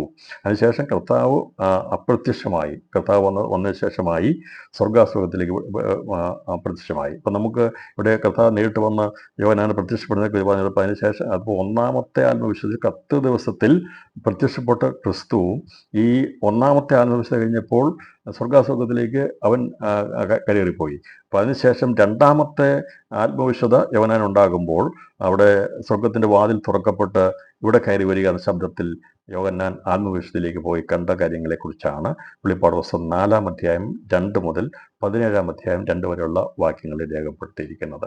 അപ്പോൾ അതേക്കുറിച്ച് നമ്മൾ പിന്നീട് ചിന്തിക്കും. ഞാൻ ഈ വെളിപ്പാട് പുസ്തകം എടുക്കുമ്പോൾ നിങ്ങൾക്ക് വേണമെങ്കിൽ പുസ്തകത്തിന് ഇതിനടുത്തായി എഴുതാൻ പറ്റും. 4 ആത്മവിശുദ്ധകൾ. 1-ാമത്തെ ആത്മവിശുദ്ധ കർത്തൃ ദിവസത്തിലുണ്ടായത് 1-ാം അധ്യായം 10 മുതൽ 4-ാം അധ്യായം 1 വരെയുള്ളത്. 2-ാമത്തെ ആത്മവിശുദ്ധ മേലാൽ സംഭവിപ്പാളതിൻ്റെ ആദ്യത്തെ മേലാൽ സംഭവിപ്പാളതിൽ പ്രാരംഭമായിട്ട് കാണിച്ചു കൊടുക്കുന്ന സ്വർഗത്തിൻ്റെ വാതിൽ തുറക്കപ്പെട്ടവുണ്ടായ ആത്മവിശുദ്ധയാണത്. വെളിപ്പാട് പുസ്തകം 4-ാം അധ്യായം 2 മുതൽ 17-ാം അധ്യായം 2 വരെയാണ്. 17-ാം അധ്യായം 3 മുതൽ 21-ാം അധ്യായം 9 വരെയുള്ള വാക്യങ്ങളാണ് മർമ്മം മകതിയാം ബാബിലോണിന്റെ ന്യായവിധി കാണിപ്പാനായിട്ട് മരുഭൂമിയിലേക്ക് യോഹന്നാനെ കൊണ്ടുപോകുമ്പോൾ ഉണ്ടായ 3-ാമത്തെ ആത്മവിശുദ്ധ. അപ്പോൾ 3-ാമത്തെ ആത്മവിശുദ്ധ മർമ്മം മകതിയാം ബാബിലോണിന്റെ ന്യായവിധിയും തുടർ സംഭവങ്ങളെക്കുറിച്ചുമുള്ള കാര്യങ്ങൾ വെളിപ്പെടുത്തുവാൻ വേണ്ടിയാണ് ഈ 3-ാമത്തെ ആത്മവിശുദ്ധയിൽ അവനെ മരുഭൂമിയിലേക്ക് കൊണ്ടുപോയത്. അപ്പോൾ 1-ാമത്തെ ആത്മവിശുദ്ധ കർത്താവിൻ്റെ കർത്തൃ ദിവസത്തിലായിരുന്നു. 2-ാമത്തെ ആത്മവിശുദ്ധ വാതിൽ തുറക്കപ്പെട്ട് സ്വർഗത്തിലേക്ക് എടുക്കപ്പെട്ട സ്വർഗത്തിൻ്റെ ആ പശ്ചാത്തലത്തിലുള്ള വാതിൽ തുറക്കപ്പെട്ടുള്ള ആത്മവിശുദ്ധ ആത്മവിശുദ്ധയായിരുന്നു. മൂന്നാമത്തെ ആത്മവിശുദ്ധ അവനുണ്ടാകുന്നത് അത് മരുഭൂമിയിൽ വെച്ചാണ് അവനുണ്ടാകുന്ന ആത്മവിശുദ്ധ ഉണ്ടാകുന്നത്. മരുഭൂമിയുടെ അനുഭവമാണ് അവൻ അവിടെ കൊടുത്തത്. അത് ബാബിലോണിൻ്റെ ന്യായവിധി മുതൽ മർമ്മമഗതിയ ബാബിലോണിൻ്റെ ന്യായവിധി മുതൽ തുടർന്നുള്ള സംഭവങ്ങളെക്കുറിച്ചാണ് അവിടെ രേഖപ്പെടുത്തിയിരിക്കുന്നത്. 17-ാം അധ്യായം 3 മുതൽ 21-ാം അധ്യായം 9 വരെയാണ്. പിന്നീട് നാലാമത്തേതും അവസാനത്തുമായ ആത്മവിശുദ്ധ ഉണ്ടാകുന്നത് കുഞ്ഞാടിൻ്റെ കാന്തയാകുന്ന മണവാട്ടിയെ കാണിപ്പാനായി വൻമലയിലേക്ക് കൊണ്ടുപോയപ്പോൾ അവനുണ്ടായ നാലാമത്തെ ആത്മവിശുദ്ധയാണ് വെളിപ്പാട് 21:10 മുതൽ 22-ാം അധ്യായം 21 വരെയുള്ള വാക്യങ്ങളിൽ രേഖപ്പെടുത്തിയിരിക്കുന്നത്. ഇങ്ങനെയാണ് ഈ വെളിപ്പാട് പുസ്തകത്തെ യോഹന്നാനുണ്ടായ 4 ആത്മവിശുദ്ധങ്ങളുടെ ബന്ധത്തിൽ പുസ്തകത്തെ വിഭജിച്ചിരിക്കുന്നത്. അപ്പോൾ ഇത് മനസ്സിലായി വിചാരിക്കുന്നു. അപ്പോൾ ഈ 4 ആത്മവിശുദ്ധതയെക്കുറിച്ച് നമ്മൾ ഓരോ ഭാഗത്തും എടുത്ത് നമ്മൾ തുടർന്ന് നമ്മൾ ചിന്തിക്കും. എന്നാൽ ഒന്നാമത്തെ ആത്മവിശുദ്ധ ഉണ്ടായ സന്ദർഭത്തെക്കുറിച്ചാണ് ആമുഖ അധ്യായത്തിൽ രേഖപ്പെടുത്തിയിരിക്കുന്നത്. 2-3 അധ്യായം വരെയാണ്. അപ്പോൾ ഈ 1-ാം അധ്യായം 10 മുതൽ ഉള്ള വാക്യങ്ങൾ 2-3 അധ്യായങ്ങളുള്ള ബന്ധത്തിൽ പൂർത്തീകരിക്കപ്പെട്ടതിന് ശേഷമാണ് 4-ാം അധ്യായം ആരംഭിക്കുമ്പോൾ 2-ാമത്തെ ആത്മവിശുദ്ധയിലേക്ക് വരും. അതിനുശേഷമായി നമ്മൾ ഈ പഠിച്ച ക്രമം അനുസരിച്ചുള്ള ആത്മവിശുദ്ധമുള്ള ബന്ധത്തിൽ അവൻ എന്തൊക്കെയാണ് കണ്ടതിനെക്കുറിച്ച് നമ്മൾ സുദീർഘമായിട്ട് നമ്മൾ ചിന്തിക്കുന്നതായിരിക്കും. അപ്പോൾ നമുക്ക് 1-ാമത്തെ ആത്മവിശുദ്ധയെക്കുറിച്ചുള്ള പഠനത്തിലേക്കാണ് തുടർന്ന് നമ്മൾ പ്രവേശിക്കുന്നത്. അതിൽ ഈ കർത്തൃ ദിവസം എന്നുള്ളത് പലർക്കും പല ചിന്തയുണ്ട്. എന്താണ് കർത്താവിൻ്റെ ദിവസം, അത് എന്താണെന്നൊക്കെയുള്ള ഒരു വലിയ ചിന്തകൾ പലപ്പോഴും ഉണ്ടായിട്ടുണ്ട്. എന്നാൽ ഈ കർത്താവിൻ്റെ ദിവസം എന്ന് പറഞ്ഞിരിക്കുന്നത് ഇവിടെ പറഞ്ഞിരിക്കുന്നത് വാസ്തവത്തിൽ ദൈവസഭയുള്ള ബന്ധത്തിൽ ദൈവത്തിൻ്റെ സഭകൾ ആരാധിക്കുന്ന സമയത്ത് കർത്താവിൻ്റെ ദാസനായിരിക്കുന്ന യോഹന്നാന് ദൈവം അവനവിടെ പ്രത്യക്ഷപ്പെട്ടതാണ് കർത്താവിൻ്റെ കർത്തൃദിവസത്തിലെ പ്രത്യക്ഷ എന്നുള്ളത് നമുക്കിവിടെ ദൈവത്തിൽ നിന്ന് കാണാനായിട്ട് നമുക്ക് സാധിക്കും. എന്നാൽ ഈ പറയുന്ന കാര്യങ്ങൾ നമ്മൾ ചിന്തിക്കുമ്പോൾ കർത്തൃദിവസം എന്നുള്ളത് അങ്ങനെ തന്നെയാണോ, അത് അല്ലെങ്കിൽ വേറെ എന്തെങ്കിലും ആണോ എന്നൊക്കെയുള്ള ചിന്തകൾ പലപ്പോഴും പല രീതിയിൽ ഉണ്ടാകാറുണ്ട്. എന്നാൽ കർത്താവിൻ്റെ ഈ കർത്തൃശുശ്രൂഷയുള്ള ബന്ധത്തിൽ നമുക്ക് കാണാൻ സാധിക്കുന്നത് എന്തിനാണ് കർത്തൃദിവസം എന്ന് പറയുന്നത്. നമ്മളും പറയാറുണ്ട് കർത്തൃമേശ, കർത്തൃദിവസം എന്ന് പറയാറുണ്ട്. അത് പൊതുവായിട്ട് നമുക്ക് കാണാൻ സാധിക്കുന്നത് ആഴ്ചവട്ടത്തിന് 1-ാം ദിവസമാണ് കർത്തൃദിവസമായിട്ട് നമ്മൾ ആചരിച്ചു പോരുന്നത്. അതിന് ആരാധനയുള്ള ബന്ധത്തിൽ കൂടി വന്ന് അപ്പം നുറുക്കി അത് ആഴ്ചവട്ടത്തിന് 1-ാം നാളാണ്. അതിനെയാണ് കർത്തൃദിവസം എന്ന് പറയുന്നത്. ഈ പത്മോസിലായിരുന്ന യോഹന്നാന് അന്ന് ദിവസവും തീയതിയും കാലങ്ങളും സമയമൊക്കെ അറിയാൻ പറ്റിയോ എന്ന് ചോദിച്ചാൽ നമുക്കതേക്കുറിച്ച് അറിയത്തില്ല. എന്നാൽ ഏതായാലും ആരാധനയുള്ള ബന്ധത്തിൽ ആണ്, ആ ദിവസത്തിലാണ് ദൈവം യോഹന്നാന് പ്രത്യക്ഷമായെന്നുള്ളത് നമുക്കിവിടെ കാണാൻ സാധിക്കുന്നു. എന്താണ് കർത്തൃദിവസം എന്നുള്ളത് നമുക്ക് മനസ്സിലായത് ലോർഡ്സ് ഡേ, ദൈവത്തിൻ്റെ ദിവസം, കർത്താവിനെ നമ്മൾ ആരാധിക്കുന്ന ദിവസത്തെയാണ്. അല്ലാതെ കർത്താവിൻ്റെ ദിവസം എന്നുള്ള ബൈബിളിൽ പറഞ്ഞിരിക്കുന്ന മലാഖയുടെ പുസ്തകത്തിൽ പറഞ്ഞിരിക്കുന്ന കാര്യങ്ങളെക്കുറിച്ച് പറയുന്നത് കർത്താവിൻ്റെ ദിവസം മകളനെ പോലെ വരും, ആ ഒരു ദിവസമല്ല. ഈ കർത്തൃദിവസം എന്ന് പറഞ്ഞിരിക്കുന്നത് ആരാധനയുള്ള ബന്ധത്തിലാകുന്നു എന്നുള്ളത് മനസ്സിലാക്കുക. അല്ലാതെ അതിനെ നമ്മൾ ഒരിക്കലും കർത്താവിൻ്റെ ദിവസമോ കർത്താവിൻ്റെ നാളിനെയുള്ള ബന്ധത്തിനെ എടുക്കരുത്. കർത്താവിൻ്റെ കർത്തൃദിവസത്തോട് പറഞ്ഞിരിക്കുന്ന കർത്തൃമേശ, കർത്തൃദിവസം എന്ന് പറഞ്ഞിരിക്കുന്നത് ആരാധനയുള്ള ബന്ധത്തിൽ ദൈവസഭ. ഇപ്പോൾ തുടർന്നുള്ള ഈ ആത്മവിശുദ്ധയിൽ പറയുന്നത് ദൈവസഭയുള്ള ബന്ധത്തിലെ കാര്യങ്ങളാണ്. അതുകൊണ്ട് ആത്മവിശുദ്ധ ആകിയത് കർത്തൃദിവസത്തിലായിരിക്കും എന്ന് പറഞ്ഞിരിക്കുന്നത് ആരാധനയുള്ള ബന്ധത്തിലായിരിക്കുന്നു. ഇനി എന്തിനാണ് നമ്മൾ കർത്തൃദിവസം 1-ാമത്തെ ദിവസം കൂടി വരുന്നത്? പുതിയ നിയമസഭയ്ക്ക് അങ്ങനെ ഒരു പ്രത്യേക ദിവസം കൂടി വന്ന് ആചരിക്കണമെന്നുള്ളത് ലിഖിതമായിട്ടുള്ള നിയമമില്ല. എന്നാൽ നമ്മൾ പഴയ നിയമത്തിൽ പഠിക്കുമ്പോൾ അവർക്കുള്ള യഹൂദന് കൊടുത്തിരിക്കുന്ന നിയമങ്ങൾ, അത് ശബത്ത് 7-ാം ദിവസം ആചരിക്കണമെന്നുണ്ട്. അതുപോലെ തന്നെ അവരുടെ പെരുന്നാളുകൾക്കെല്ലാം ഓരോ ദിവസങ്ങളുണ്ട്. അപ്പോൾ അതിന് മുമ്പുണ്ടായിരുന്ന യഹൂദന് ദിവസങ്ങളും കാലങ്ങളും മാസങ്ങളും കൊടുത്തെങ്കിൽ പുതിയ നിയമത്തിൽ എന്തുകൊണ്ടാണ് കൊടുക്കാതിരുന്നത്? പഴയ നിയമത്തിൻ്റെ കാലങ്ങളൊക്കെ ഉണ്ടായിരുന്നതിന് ശേഷമല്ലേ പുതിയ നിയമം ഉണ്ടായത്. അപ്പോൾ എത്രയോ അഡ്വാൻസ് ആയിട്ടുള്ള കാലഘട്ടമാണ് പുതിയ നിയമം. എന്നാൽ അന്നേരം എന്തുകൊണ്ടൊരു സമയക്രമീകരണം കൊടുത്തില്ല? ഇന്ന മാസം ഇന്ന ദിവസത്തിൽ ആചരിക്കണം പറഞ്ഞ കാരണം ദൈവസഭ എന്നുള്ളത് ആഗോളപരമായിട്ടുള്ളതാണ്. അപ്പോൾ യഹൂദന് കൊടുക്കുന്ന നിയമം എന്ന് രാജ്യത്തിന് കൊടുക്കുന്ന, രാഷ്ട്രത്തിന് കൊടുക്കുന്നതാണ്. അവരൊരു സ്ഥലത്ത് താമസിക്കുമ്പോൾ അവർക്ക് ദിവസം ഒരു ദിവസം എന്ന് പറഞ്ഞാൽ അന്ന് അത് ആ ദിവസം തന്നെയാണ്. ഇപ്പോൾ നമുക്ക് ഇന്ത്യയിലെ പകൽ സമയം, ഇന്ത്യയിൽ പകൽ സമയം, പക്ഷേ അമേരിക്കയിലെ സമയത്ത് പകലല്ല, വ്യത്യാസമുണ്ട്. അപ്പോൾ അതുകൊണ്ട് സഭ ആഗോളപരമായിട്ടുള്ളതാണ്. എന്നാൽ ഇസ്രായേൽ എന്നുള്ളത് ഒരു രാഷ്ട്രത്തോടുള്ള ബന്ധത്തിൽ, അവർ നിൽക്കുന്ന രാഷ്ട്രത്തോടുള്ള ബന്ധത്തിൽ കൊടുത്തിരിക്കുന്നതുകൊണ്ടാണ് 7-ാം ദിവസം ശബത്ത് ആചരിക്കണം ലിഖിത നിയമം കൊടുത്തിരിക്കുന്നത്. അവർക്ക് പെരുന്നാളുകൾക്ക് കാലം കൊടുത്തിരിക്കുന്നത്. എന്നാൽ പുതിയ നിയമസഭയ്ക്ക് അങ്ങനെ സമയം കൊടുക്കാൻ പറ്റത്തില്ല. കാരണം ഇവിടെ പകലാണെങ്കിൽ അവിടെ രാത്രിയായി, ഇവിടെ ഞായറാഴ്ച ആണെങ്കിൽ അടുത്ത ദിവസം തിങ്കളാഴ്ചയായി, ചിലടത്ത് ശനിയാഴ്ച ആയിരിക്കും. ഞാൻ പറഞ്ഞത് അതുകൊണ്ട് ആഗോള സഭയ്ക്ക് ഒരു പ്രത്യേക ഒരു ദിവസമില്ല. എന്നാൽ നമ്മളായിരിക്കുന്ന ആ സ്ഥലത്തെ സമയത്തിന് ക്രമീകരണം അനുസരിച്ച് എന്നാണോ ഞായറാഴ്ച അന്ന് സാവകാശമുണ്ടെങ്കിൽ കൂടി വരിക. അല്ലാതെ ഇന്ന സമയം ഇന്നത് മാത്രമേ കൂടി വരിക എന്നുള്ളതൊന്നും നമ്മൾ വാശി പിടിക്കേണ്ട ആവശ്യമില്ല. അങ്ങനെ പറഞ്ഞിട്ടില്ല. കർത്താവ് ഇപ്പോൾ പൊതുവായിട്ടുള്ള അവധി എന്നാണോ ഒരു രാജ്യത്തുള്ളത് ആ ദിവസം കൂടി വരിക. അതൊക്കെയുള്ള അപ്പുറമായിട്ടൊന്നുമില്ല. ഇപ്പം മറ്റുള്ള രാജ്യങ്ങളിലൊക്കെ ഞായറാഴ്ച പോലും വെള്ളിയാഴ്ച ആയിരിക്കും. ഇനി വേറൊരു ദിവസം ചൊവ്വാഴ്ച കൂടി ആക്കിയാൽ നമ്മളതേക്കുറിച്ച് ഭാരപ്പെടേണ്ട ആവശ്യമില്ല. കാരണം നമുക്ക് ദൈവത്തെ ഏത് സമയത്തും ആരാധിക്കുവാൻ സമയ ക്രമീകരണങ്ങളൊന്നുമില്ലാതെ സത്യത്തിലും ആത്മാവിലും ആരാധിക്കാനുള്ള സാവകാശം നമുക്ക് ദൈവം തന്നിട്ടുണ്ട്. എന്നാൽ എന്തിനു വേണ്ടിയാണ് സഭ കൂടി വന്ന് ഒരു ദിവസം പൊതുവായിട്ടുള്ള ആരാധനയ്ക്ക് കൂടി വരുന്നത് എന്നുള്ളത് നമ്മൾ ചിന്തിക്കുമ്പോൾ 3 കാര്യങ്ങൾക്ക് വേണ്ടിയാണ് ദൈവസഭ ആരാധനയ്ക്കായി കൂടി വരുന്നത്. 3 കാര്യങ്ങൾക്ക് വേണ്ടി. എന്തിനാണ് 3 കാര്യങ്ങൾ? 1 ആരാധനയ്ക്കായി കൂടി വരുന്നു. 2 അപ്പം നുറുക്കുവാൻ കൂടി വരുന്നു. 3 ധനശേഖരണത്തിന് വേണ്ടി കൂടി വരുന്നു. അപ്പം ദൈവസഭയ്ക്ക് സാമ്പത്തിക ആവശ്യമുണ്ട്. അപ്പോൾ നമ്മൾ ആരാധിക്കാൻ വേണ്ടി മാത്രമല്ല വരുന്നത്. ചില വിചാരിക്കും ദൈവസഭ കൂടി വരുമ്പോൾ സ്വോത്രകാഴ്ചയ്ക്ക് കിടക്കേണ്ട ആവശ്യമുണ്ടോ, അതിൻ്റെ ആവശ്യമുണ്ടോ? അങ്ങനെയല്ല. ദൈവസഭയ്ക്ക് ആവശ്യമുണ്ട്. അതായത് തെളിവോട് ഞാൻ പറയാം. കാരണം ഒരുപക്ഷെ ചിലർ നല്ല രീതിയിലുള്ള സാമ്പത്തികമായിട്ടുള്ള ദൈവസ്മാരൊക്കെയാണെങ്കിൽ അവർക്ക് വേണമെങ്കിൽ സാമ്പത്തികം വേണ്ടായിരിക്കും. എന്നാൽ ദൈവസഭകളുടെ ബന്ധത്തിൽ ആദിമ നൂറ്റാണ്ടിൽ കൂടി വന്ന കീഴ്വഴക്കങ്ങളെ കുറിച്ച് നമ്മൾ ചിന്തിക്കുമ്പോൾ പഠിക്കുന്നത് അവർ കൂടി വന്നിരുന്നത് ആരാധനയ്ക്കും അപ്പം നുറുക്കുന്നതിന് വേണ്ടിയായിരുന്നു. അപ്പോസ്തല പ്രവൃത്തി 27 വാക്യത്തിൽ പറഞ്ഞിട്ടുണ്ട്, ആരാധനയുള്ള ബന്ധത്തിൽ അവർ കൂടി വന്ന് അപ്പം നുറുക്കുന്നത് ആഴ്ചയുടെ 1-ാം നാളിലായിരുന്നാണ് അപ്പോസ്തല പ്രവൃത്തി 27 വാക്യത്തിൽ പറഞ്ഞിരിക്കുന്നത്. അപ്പോൾ അവർ കൂടി വന്നത് അപ്പം നുറുക്കാൻ വേണ്ടിയായിരുന്നു. ആരാധിച്ച് അപ്പം നുറുക്കി പോരാൻ വേണ്ടിയാണ് കൂടി വന്നിരുന്നത്. 1 കൊരിന്തി അതിൻ്റെ 16-ാം അധ്യായം 1-2 വാക്യങ്ങൾ വായിക്കുമ്പോഴാണ് ഈ ധനശേഖരണത്തെക്കുറിച്ച് അവിടെ രേഖപ്പെടുത്തിയിരിക്കുന്നത്. ധനശേഖരണം ഇപ്പം സഭ കൂടി വരുമ്പോൾ അവിടെ സാമ്പത്തികമായിട്ടുള്ള ആവശ്യങ്ങളെ നിറവേറ്റപ്പെടണം. അതിനുള്ള കാര്യങ്ങൾ അത് ചെയ്യണമെന്നുള്ളത് 1 കൊരിന്ത്യർക്ക് എഴുതിയ ലേഖനം 16-ാം അധ്യായം അതിൻ്റെ 1 മുതൽ 2 വരെയുള്ള വാക്യം രേഖപ്പെടുത്തി നടന്ന കാര്യങ്ങളാണ്. വിശുദ്ധന്മാർക്ക് വേണ്ടിയുള്ള ധർമ്മശേഖരത്തിൻ്റെ കാര്യത്തിലോ ഞാൻ ഗലാത്യ സഭയോട് ആജ്ഞാപിച്ചതുപോലെ നിങ്ങളും ചെയ്യുവിൻ. ഞാൻ വന്ന ശേഷം മാത്രം ശേഖരം ഉണ്ടാകാതിരിക്കേണ്ടതിന് ആഴ്ചവട്ടത്തിൽ 1-ാം നാൾ തോറും നിങ്ങൾ ഓരോരുത്തരും തനിക്ക് കഴിവുള്ളത് ചരിതിച്ച് തൻ്റെ വക്കൽ വെച്ചോലാണ്. ഇങ്ങനെയാണ് ദൈവസഭ ചെയ്തു പോകുന്നത്. പണ്ടൊക്കെ പിടിയേരിയും കോഴിമുട്ടയൊക്കെ കൊണ്ട് കൊടുക്കുമായിരുന്നു. അന്നത്തെ കാലഘട്ടത്തിൽ അതായിരുന്നു.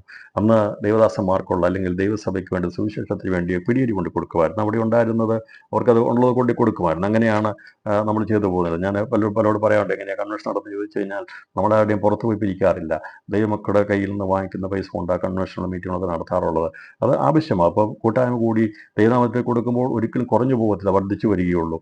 അത് നമുക്കറിയാമല്ലോ. പിടിയേരി എന്നുള്ളത് അറിയാമല്ലോ എന്താണെന്നുള്ളത്. അന്ന് സാമ്പത്തികമായിട്ട് കൊടുക്കാൻ അന്നത്തെ കാലത്ത് പൈസ ഇല്ലാത്തതുകൊണ്ട് അരിയിടുന്ന സമയത്ത് ഒരു പിടി അരി മാറ്റിയിടുമായിരുന്നു. അങ്ങനെ അതിൽ കുറവ് വരത്തില്ല. അപ്പോൾ ഉച്ചയ്ക്കുള്ള ആഹാരം വെക്കുന്ന സമയത്ത് അരി അളന്ന് കഴിഞ്ഞിട്ട് ഒരു പിടി മാറ്റിയിടും. അപ്പം അത് ദൈവനാമത്തിന് വേണ്ടി ദൈവസഭയ്ക്ക് വേണ്ടിയാണ് പറഞ്ഞ് മാറ്റി അത് പിടിയരിയ. അങ്ങനെ ഒരാഴ്ചയാകുമ്പോൾ കിട്ടുന്ന അരിയാണ് പല സഭകളിൽ കൊണ്ടുവന്നിരുന്നത് പിടിയരി. പല അരികൾ ഉള്ള അരി വെച്ച് ആഹാരം കഴിച്ച ദൈവദാസന്മാരും തലമുറകളുമാണ് ഈ സുവിശേഷ വേലയിലൊക്കെ ഉള്ളത്. ഞാൻ പറഞ്ഞത് നമ്മൾ കൂടി വന്നപ്പോൾ അത് അങ്ങനെ ഉണ്ടായിരുന്നു. ഇന്നിപ്പം പിന്നെ ദശാംശമായി മാറുന്ന സാമ്പത്തിക നന്മ കൊണ്ടുകൊണ്ട് അങ്ങനെ പിടിയരിയും മണ്ടുള്ളത്. പക്ഷേ ഞാൻ പറഞ്ഞല്ലോ, അത് എല്ലാത്തിനും ഉദ്ദേശം തന്നെയാണ്. ഇന്നിപ്പം പിടിയരി ആരും കൊണ്ടുപോകണ്ട, ഇന്ന് കോഴിമുട്ട ആരും കൊണ്ടുപോകണ്ട. പക്ഷേ സാമ്പത്തികമായിട്ടുള്ള കാഴ്ചപ്പാട് വേണമല്ല. ഞങ്ങൾ ആരാധിക്കാൻ വേണ്ടി മാത്രം വന്നു, സഭയെക്കുറിച്ച് ഉത്തരവാദിത്തമില്ലാത്തൊരു ആകരുത്. ഇപ്പോൾ ദൈവം പഠിപ്പിക്കുക എല്ലാം പഠിപ്പിക്കണമല്ലോ. ഞാൻ പറഞ്ഞത് ഇപ്പോൾ ദൈവസഭ ഞങ്ങൾ ആരാധിച്ച് മാത്രം ഒന്ന് പോയി എന്നുള്ളതല്ല. ദൈവസഭ കൂടി വരുമ്പോൾ അതിനോടുള്ള ഉത്തരവാദിത്വം കൂടി ദൈവമക്കൾക്കുണ്ടായിരിക്കണം. അപ്പോൾ കൂടി വന്ന ദൈവസഭകൾ അവിടെ കൂടി വരുന്ന ആ സഭയോടുള്ള ഉത്തരവാദിത്വം ഉള്ളവരായിരിക്കണം. അതുകൊണ്ടാണ് പൗലോസ് അവരെ പഠിപ്പിച്ചത്. അപ്പോൾ ആ പഠിപ്പിച്ചത് കൊണ്ടാണ് ഞാൻ പറഞ്ഞപ്പോൾ കർത്തൃ ദിവസം എന്ന് പറയുമ്പോൾ ഈ പ്രത്യേകതയുണ്ടെന്ന് ആരാധിക്കുക, 2 അപ്പം നുറുക്കുക, ഇപ്പോൾ 3 ധനശേഖരണം നടത്തുന്ന വിഷയത്തിൽ കൂട്ടായ്മ കാണിക്കുക എന്നുള്ളത് ദൈവസഭ അനുവർത്തിച്ച് പോകുന്ന കാര്യമാണ്. അങ്ങനെയാണ് നമ്മൾ നമ്മുടെ കാര്യങ്ങൾ നടത്തി പോകുന്നത്. അല്ലാതെ വിദേശത്ത് നിന്ന് ഫണ്ട് ലഭിച്ചിട്ടോ മറ്റൊന്നുമല്ല ദൈവസഭ പണിയപ്പെടുന്നത്. ദൈവസഭ പണിയപ്പെട്ടത് ഓരോ ലോക്കൽ സഭയുടെയും അതിൻ്റെതായിട്ടുള്ള പരിമിതമായിരിക്കുന്ന ചുറ്റുപാടുകളിലാണ് ദൈവസഭ പണിയപ്പെടുവാൻ ഇടയായി തീർന്നിട്ടുള്ളത്. പിന്നെ വിശാലമായ രീതിയിലേക്ക് കർത്താവ് ദിവസങ്ങളിൽ നമ്മുടെ തലമുറകളെയൊക്കെ അനുഗ്രഹിച്ച് നമ്മളെയൊക്കെ അനുഗ്രഹിച്ചായ ദൈവത്തിന് സ്തോത്രം ചെയ്യുന്നു. അപ്പോൾ അത് ഉണ്ടായിരുന്ന കാര്യമാണ്. ഇപ്പോൾ കർത്തൃ ദിവസത്തിൻ്റെ പ്രത്യേകതയെക്കുറിച്ച് ഞാൻ പറഞ്ഞു. ആരാധിക്കണം, അതുപോലെ തന്നെ അന്ന് കർത്താവിൻ്റെ മേശ നടത്താനുള്ള സാവകാശം അവിടെ നടത്തണം. അപ്പോൾ അത് കൂടി വരുന്ന എല്ലായ്പ്പോഴും കർത്താവിൻ്റെ മേശ നടത്തണമെന്നും എഴുതിയിട്ടില്ല. അപ്പോൾ കർത്താവിൻ്റെ മേശ നടത്താൻ വേണ്ടി എല്ലാ ഞായറാഴ്ച നടത്തണമെന്ന് അങ്ങനെ ലിഖിതമായിട്ട് എഴുതി വെച്ചിട്ടില്ല. അതിനുള്ള സാവകാശം കിട്ടുകയുണ്ടെങ്കിൽ അത് കർത്തൃമേശ നടത്തുക. പിന്നെ കൂടി വന്ന് കർത്തൃമേശ നടത്താമെങ്കിൽ ഏറ്റവും നല്ലത്. ഒരാഴ്ച നടത്തിയില്ലെങ്കിലും കുഴപ്പമൊന്നുമില്ല. അത് കൂടി വരുമ്പോഴൊക്കെയും ചെയ്യാൻ പറഞ്ഞില്ല, കുടിക്കുമ്പോഴൊക്കെയാണ് പറയുന്നത്. പക്ഷേ അത് വായിക്കുമ്പോഴുള്ള വ്യത്യാസം കൊണ്ടാണ് കൂടി വരുമ്പോഴൊക്കെ നടത്തും. അങ്ങനെ കൂടി വരുവാണ് കല്യാണ വിവാഹ സമയത്തും കത്തുമേശ നടത്തണം, ശവാടക്കന് കൂടി വരുമ്പോൾ നടത്തണം, വീട്ടിൽ മീറ്റിംഗ് നടത്തണം. അങ്ങനെയല്ല ദൈവം പറയുന്നത്. അത് കുടിക്കുമ്പോഴൊക്കെയും എൻ്റെ മരണത്തെ പ്രസ്താവിക്കുന്ന പറയുന്നത്. അതുകൊണ്ട് വചനത്തെ ഒരിക്കലും തെറ്റായ രീതിയിൽ വ്യാഖ്യാനിച്ച് കൂടി വന്നിടത്തൊക്കെ കത്തുമേശ നടത്തുന്നുണ്ട്. ഫാമിലി മീറ്റിംഗ് നടത്തി, കൂട്ടായ്മ നടത്തി അവിടെ കത്തുമേശ വെക്കേണ്ട ആവശ്യമില്ല. വിവാഹ ശുശ്രൂഷയ്ക്ക് കത്തുമേശ നടത്തേണ്ട ആവശ്യമില്ല. ശവാടക്ക് ശുശ്രൂഷ നടത്തുമ്പോൾ അവിടെ കത്തുമേശ വെക്കേണ്ട ആവശ്യമില്ല. ഇതിനെയൊക്കെ ഏതെങ്കിലും ഒരു കാര്യങ്ങൾ പറഞ്ഞ് ചിലരൊക്കെ പല രീതിയിൽ ഇതിനെ ദുർവ്യാഖ്യാനം ചെയ്തു പോകുമ്പോൾ, പ്രിയപ്പെട്ടവരെ, വചനപരമായിട്ട് നമ്മൾ മനസ്സിലാക്കി പോകേണ്ടത് ആഴ്ചയോട് 1-ാം നാളാണ് അപ്പം നുറുക്കി പൊതുവായിട്ടുള്ള അവധിയുള്ള ദിവസം എന്നാണോ അന്ന് കൂടി ഒന്ന് അപ്പം നുറുക്കുക, പ്രാർത്ഥിക്കുക, ആരാധിക്കുക, സാമ്പത്തിക കാര്യങ്ങളിൽ കൂട്ടായ്മ കാണിക്കുക.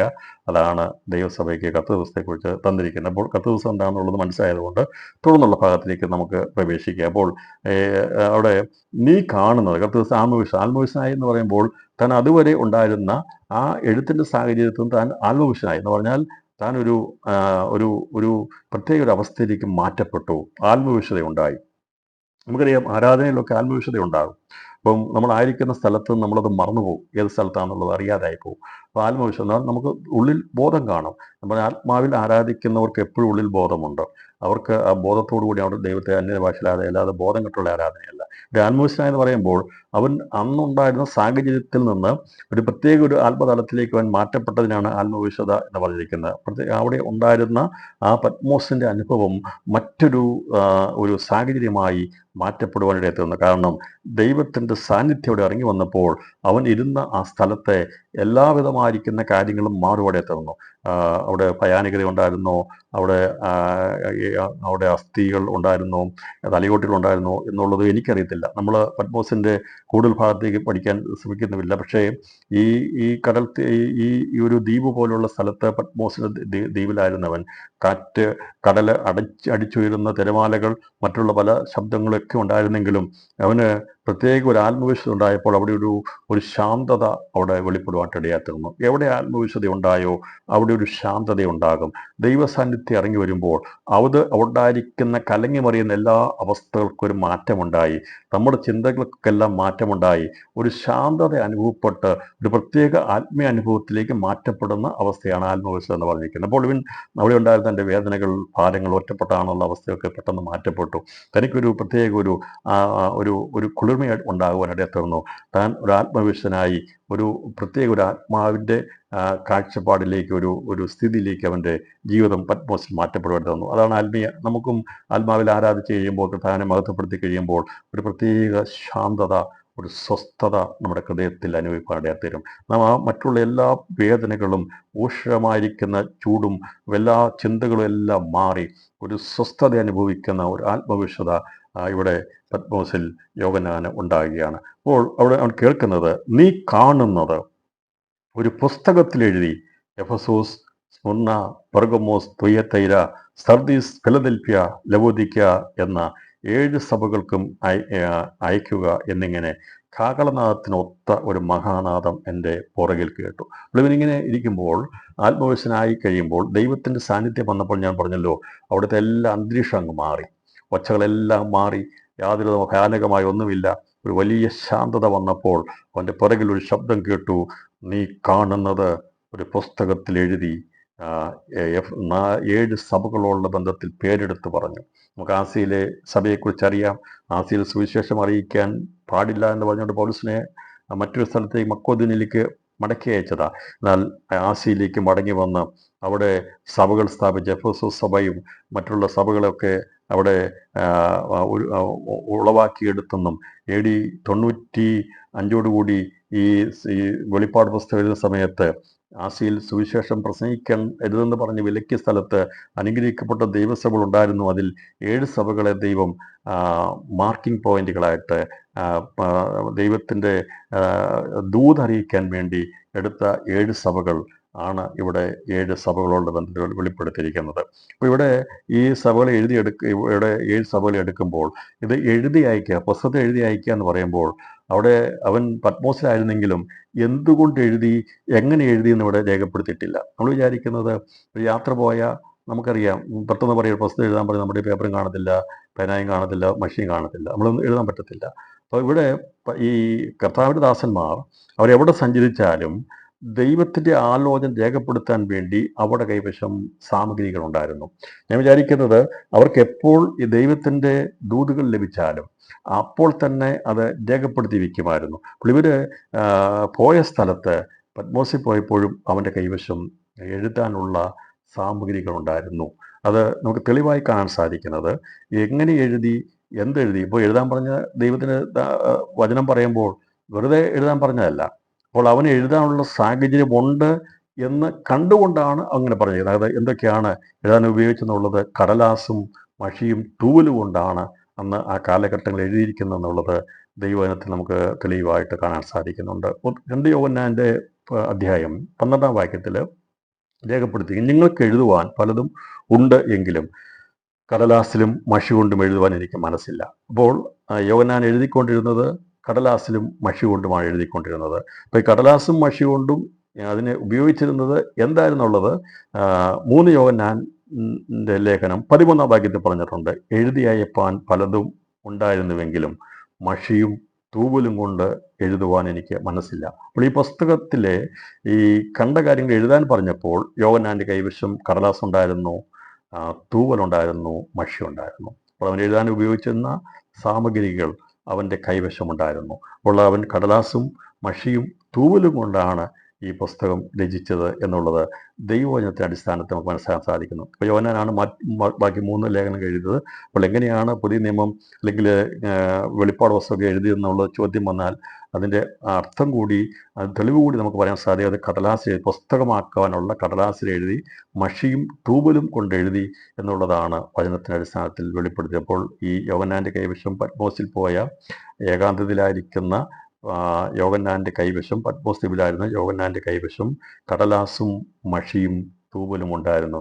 ഇവൻ അങ്ങോട്ട് പോകുമ്പോൾ തന്നെ ദൈവം മുന്നമേ അവൻ്റെ കൈവശം കൊടുത്തു വിട്ടിരുന്നു. ഇത് നിൻ്റെ കൈവശമാണ്, അവിടെ ഇതില്ലാതെ നീ മണലിൽ എഴുതിയാൽ അത് പറ്റത്തില്ല. ദൈവത്തിനെ അറിയാം ഒരുത്തനെ അയക്കുന്ന എന്തിനു വേണ്ടിയാണെന്ന്. എന്തിനാ പത്മോസിൽ അയക്കുന്നത്, എന്തിനാ ഒരു രാജ്യത്ത് അയക്കുന്നത്, എന്തിനാ ഒരു ജോലിക്ക് അയക്കുന്നത്, എന്തിനാ ഒരു സ്ഥലത്ത് അയക്കുന്നത്, ദൈവത്തിനറിയാം. മുന്നമേ ഇപ്പോൾ ഈ യോഹന്നാനെ അങ്ങോട്ട് അയക്കുമ്പോൾ തന്നെ ദൈവത്തിൻ്റെ ഉദ്ദേശമുണ്ടായിരുന്നു. അവന് അവിടെ വെച്ച് ഈ വരാനുള്ള സംഭവങ്ങളെക്കുറിച്ചുള്ള കാര്യങ്ങൾ എഴുതണം, വെളിപ്പാട് പുസ്തകം രചിക്കണം. അതിനുള്ള അനുകൂലമായ ഒരു സാഹചര്യത്തോടു കൂടിയാണ് യോഹന്നാനെ ദൈവം അവിടേക്ക് അയച്ചത്. അതുകൊണ്ട് അവൻ്റെ കൈവശം കടലാസ് ഉണ്ടായിരുന്നു, മഷി ഉണ്ടായിരുന്നു, തൂവൽ ഉണ്ടായിരുന്നു. നമുക്കറിയാം, പരീക്ഷയ്ക്കൊക്കെ പോയിരിക്കുമ്പോൾ ചിലപ്പം തെളിയാതെ പേന വന്നു കഴിഞ്ഞാൽ അടുത്തുള്ള എവിടെയെങ്കിലും വാങ്ങിച്ച് എഴുതിയിട്ടുണ്ട്. കാരണം ചിലപ്പം പോവും. എന്നാൽ ഇവിടെ ആരോടും വായിക്കാൻ പറ്റത്തില്ല. എവിടെ പോയി വാങ്ങിക്കാനാ? അവിടെ സാധിക്കത്തില്ല. എന്നാൽ ഇതെല്ലാമായിട്ടാണ് പോയത്. അവൻ്റെ കൈവശം കടലാസും മഷിയും തൂവലുമുണ്ടായിരുന്നു. അങ്ങനെ ആണ് ഇത് എഴുതി എന്നുള്ളത് നമുക്ക് ഇവിടെ ഈ വചനത്തിൽ നിന്നും തെളിവായിട്ട് നമുക്കത് കാണാൻ സാധിക്കുന്നത്. അപ്പോൾ നമ്മളൊരു വചനം പഠിക്കുമ്പോൾ, ഒരു കാര്യം മനസ്സിലാക്കുമ്പോൾ അത് എങ്ങനെയാണ് അതിൻ്റെ ബാക്ക്ഗ്രൗണ്ട് എന്നുള്ളത് മനസ്സിലാകും. ആരെങ്കിലും ചോദിക്കുന്നത് എങ്ങനെ എഴുതിയത്, പത്മോസിൽ പോയ യോഹന്നാൻ എങ്ങനെ ഇത് എഴുതി, പുസ്തകത്തിലാണ് എഴുതാൻ പറഞ്ഞത്, എന്ത് എഴുതിയെന്ന് ചോദിച്ചാൽ നമുക്ക് ഉത്തരം കാണണം. അപ്പോൾ അതിന് ബൈബിളിൽ തെളിവുണ്ട്, നമ്മളത് മനസ്സിലാക്കിയെടുക്കണം. അപ്പോൾ യോഹന്നാൻ മഷി കൊണ്ടും കടലാസ് കൊണ്ടും തൂവൽ കൊണ്ടും എഴുതി എന്നുള്ളത് ആയതുകൊണ്ട് അത് അവൻ്റെ കൈവശം ദൈവം സ്റ്റോക്ക് കൊടുത്തിരുന്നു. പത്മോസിൽ പോയപ്പോൾ അത് എഴുതാനുള്ള സാമഗ്രികളുമായിട്ടാണ് ദൈവം കൊണ്ടുപോയത്. ഇനി അവൻ്റെ ഇല്ലെങ്കിൽ അവിടെ അത് എത്തിക്കുവാൻ ദൈവത്തിന് വഴി തുറക്കുവാൻ ദൈവത്തിന് കഴിയും. അവിടെ പുസ്തകശാലകളോ കടയൊന്നും ഇല്ലെങ്കിലും ഒരുവനെ എഴുതുവാൻ വേണ്ടി ദൈവം ആഗ്രഹിച്ചാൽ അവൻ്റെ കൈവശം അത് എത്തിക്കുവാൻ ദൈവത്തിന് കഴിയും. അപ്പോൾ ഈ കടലാസും മഷിയും തൂവലും കൊണ്ടുമാണ് യോഹന്നാൻ ഇത് എഴുതി എന്നുള്ളത് നമുക്ക് ദൈവത്തിൽ നിന്ന് തെളിവായിട്ട് കാണാൻ സാധിക്കുന്നത്. അപ്പോൾ 7 സഭകൾക്കാണ് ഇവിടെ രേഖപ്പെടുത്തിയിരിക്കുന്നുള്ളത്. നമ്മൾ പിന്നീട് 7 സഭകളുടെ ബന്ധത്തിൽ ദൂത് പഠിക്കുന്നുണ്ട്. ഇതിനതിൻ്റെ കൂടുതൽ വിശദീകരണത്തിലേക്ക് ഇവിടെ പോകുന്നില്ല. അതുകൊണ്ട് തുടർന്ന് നമ്മൾ ചിന്തിക്കുന്നത്, ഇപ്പോൾ ഇവിടെ എന്നിങ്ങനെ എഴുതി അയക്കുക എന്നിങ്ങനെ കാഹളത്തിനൊത്തൊരു മഹാനാദം എൻ്റെ പുറകിൽ കേട്ടു. ഇത് എഴുതി അയക്കാനാണ് പറഞ്ഞിരിക്കുന്നത്.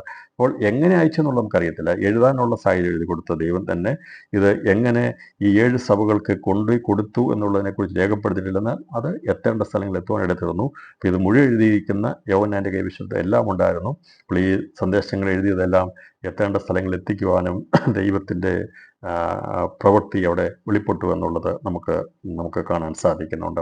എന്നിങ്ങനെ കാഹളനാദത്തിനൊത്ത ഒരു മഹാനാദം എൻ്റെ പുറകിൽ കേട്ടു. അവൻ ഇങ്ങനെ ആത്മവിശുദ്ധിയിൽ ഇരിക്കുന്ന സമയത്ത് അവൻ്റെ പുറകിലാണ് ശബ്ദം കേൾക്കുന്നത്.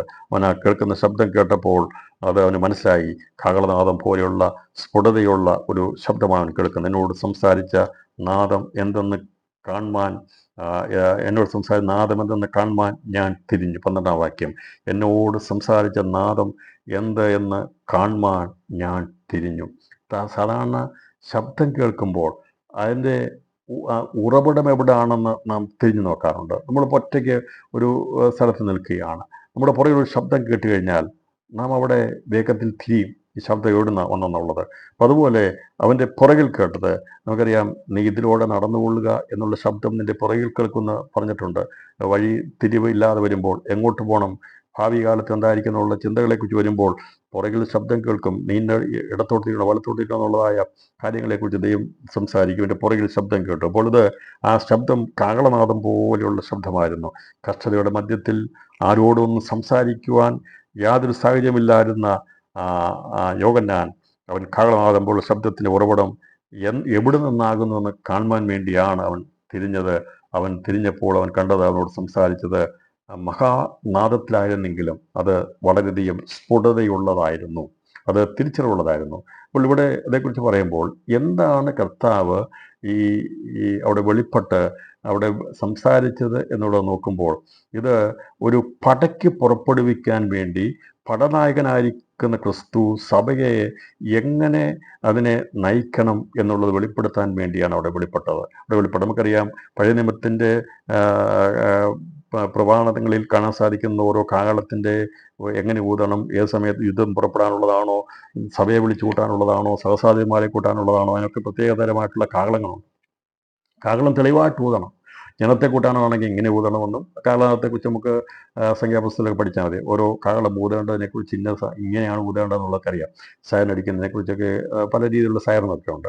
അപ്പോൾ എന്തിനു വേണ്ടിയാണെന്നുള്ളത്, അപ്പോൾ അത് 1 കൊരിന്ത്യർ 14:8-9 വായിക്കുന്നത്, കാഹളം തെളിവില്ലാത്ത നാദം കൊടുത്താൽ പടയ്ക്ക് ഒരുങ്ങും. അപ്പോൾ ഒരു പടയ്ക്ക് പുറപ്പെടാനാണെങ്കിൽ അത് തെളിവുള്ള കാഹളനാദമായിരിക്കും. അപ്പോൾ ഇവിടെ കർത്താവ് സ്ഫുടതയുള്ള വളരെ ക്ലിയർ ആയിട്ടുള്ള ഒരു കാഹളമാണ് ഇവിടെ, കാഹളനാദം പോലുള്ള ശബ്ദമാണ് കേട്ടത്. അതിൻ്റെ പ്രധാന ഉദ്ദേശം സാത്താൻ ഓരോ കാലഘട്ടത്തിലും അഴിച്ചുവിടുന്ന ദൈവസഭയ്ക്കെതിരെ ഉയർത്തുന്ന തന്ത്രങ്ങളെ അതിജീവിപ്പാൻ ആവശ്യമായി ദൈവസഭയെ പടയ്ക്കൊരുക്കാൻ വേണ്ടിയുള്ള ദൂതറിയിക്കാൻ വേണ്ടിയാണ് സഭയുടെ അധിപനായിരിക്കുന്ന ക്രിസ്തു പത്മോസിൽ ഇറങ്ങി വന്നത്. അപ്പോൾ 7 സഭയുള്ള ബന്ധത്തിൽ സഭയ്ക്കെതിരെ ശത്രു പ്രയോഗിക്കുവാനുള്ളതായ 7 വിധ തന്ത്രങ്ങളെ എങ്ങനെ പരാജയപ്പെടുത്തി ജയാളികളാകണമെന്നുള്ള ദൂതറിയിക്കാൻ വേണ്ടി സർവ്വസൈന്യാധിപനായിരിക്കുന്ന സഭയുടെ അധിപനായിരിക്കുന്ന സൈനികരുടെ അധിപനായിരിക്കുന്ന ദൈവം അവിടെ പ്രത്യക്ഷപ്പെട്ടതാണ് ഇവിടെ ഈ സന്ദർഭമായിട്ട് നമുക്ക് കാണാൻ സാധിക്കും. മഹത്വപൂർണ്ണ യേശു പത്മോസിൽ യോഹന്നാന് പ്രത്യക്ഷപ്പെട്ടത്. അപ്പോൾ അവൻ അത് അങ്ങനെ ഒരു ശബ്ദം കേട്ടപ്പോൾ അവന് മനസ്സിലായി, ഇത് ശബ്ദത്തിന് ഉടമ ആരാണെന്ന് അവൻ നോക്കുവാൻ തിരിഞ്ഞു. ഞാൻ പറഞ്ഞ ഉദ്ദേശം എന്താണ്, ദൈവസഭയോടുള്ള ബന്ധത്തിൽ അവന് അവിടെ ആയിരിക്കുമ്പോൾ ദൈവസഭ അഭിമുഖീകരിക്കാൻ പോകുന്ന ഓരോ നൂറ്റാണ്ടുകളിലെ 7 കാലഘട്ടങ്ങളിലെ ദൈവസഭയ്ക്കെതിരെ ശത്രു അഴിച്ചുവിടുന്ന തന്ത്രങ്ങളെ അതിജീവിപ്പാൻ ജയിക്കാൻ ആവശ്യമായ ആലോചന പറഞ്ഞു കൊടുത്തത് ദൈവസഭയെ യുദ്ധത്തിന് സജ്ജരാക്കി ജയാളികളാക്കി നിർത്താൻ വേണ്ടിയുള്ള ദൂത് ആണ് ഇവിടെ ദൈവം നേരിട്ട് അവന് പ്രത്യക്ഷപ്പെട്ടത്. ഇവിടെ വേണമെങ്കിൽ ദൂതനെ അയച്ചു ചെയ്യാമായിരുന്നു, പക്ഷേ അങ്ങനെ ചെയ്യാതെ ദൈവം അഭിമുഖമായി കാണുവാൻ തന്നെ തീരുമാനിച്ചു. കാരണം നമുക്കറിയാം, യോഹന്നാന് ഈ കടലാസും മഷിയും തൂവലും കൊണ്ട് എഴുതി അയപ്പാൻ പലതുണ്ടെങ്കിലും അതങ്ങനെ എഴുതി അയക്കാതിരുന്നതിൻ്റെ കാരണം താൻ പറഞ്ഞിരിക്കുന്നത്, ഞാൻ മുഖാമുഖമായി നിങ്ങളെ വന്ന് കാണാം, നമുക്ക് നേരിൽ കാണാം. ഈ കടലാസിലും കത്തെഴുതി അല്ല, നമുക്ക് മുഖാമുഖമായി കാണാമെന്നുള്ളത് കൊണ്ടാണ് അവൻ അന്ന് എഴുതാതിരുന്നത്.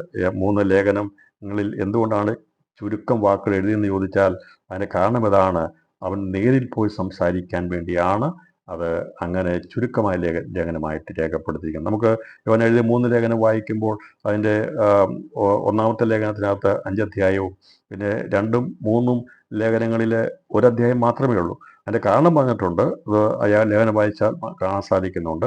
ഇനി എഴുതിയ ഇപ്പം പലതും ഉണ്ടായിരുന്നെങ്കിലും മഷീൻ തൂവലും കൊണ്ട് എഴുതുവാൻ എനിക്ക് മനസ്സില്ല. കാരണം തുടർന്ന് വായിക്കുന്നത് മുഖാമുഖമായി കണ്ട് സംസാരിക്കാം, അതുകൊണ്ടാണ് എഴുതാതിരുന്നത്. അപ്പോൾ മുഖാമുഖമായി കണ്ട് സംസാരിക്കുന്ന പ്രത്യേകതയുണ്ട്. ഇപ്പം നമ്മൾ ഇങ്ങനെ കാണാതിരുന്ന് സംസാരിക്കുമ്പോൾ അതിൻ്റെതായിട്ടുള്ള ചില പ്രയാസങ്ങളുണ്ട്, പരിമിതികളുണ്ട്. എന്നാൽ നേരിൽ കണ്ട് സംസാരിക്കാൻ വളരെ സന്തോഷമാണ്. അപ്പം ക്ലാസ്സുകളൊക്കെ നേരിൽ കണ്ട് എടുത്ത് സംസാരിക്കാനാണെങ്കിൽ വളരെ അനുഗ്രഹിക്കപ്പെട്ടതാണ്. കാരണം അതിന് വ്യത്യസ്തതയുണ്ട്. ഇപ്പം ഇതൊന്ന് കാണാതെ സംസാരിക്കുമ്പോഴുള്ള ഒരു പ്രയാസമുണ്ടെങ്കിലും ഇന്നത്തെ ആധുനികമായിരിക്കുന്ന മേഖലകളനുസരിച്ച് നമുക്ക് വേണമെങ്കിൽ വീഡിയോ കോളിങ്ങിലൂടെ കണ്ട് കാണാൻ സംസാരിക്കാൻ സാധിക്കും. എന്നാൽ നേരിൽ കണ്ട് സംസാരിക്കുന്നത് വലിയൊരു അനുഗ്രഹിക്കപ്പെട്ട കാര്യമാണ്. അതിനുവേണ്ടി നമ്മൾ ഫാമിലി കോൺഫറൻസ് ഒക്കെ നടത്തുന്നത്.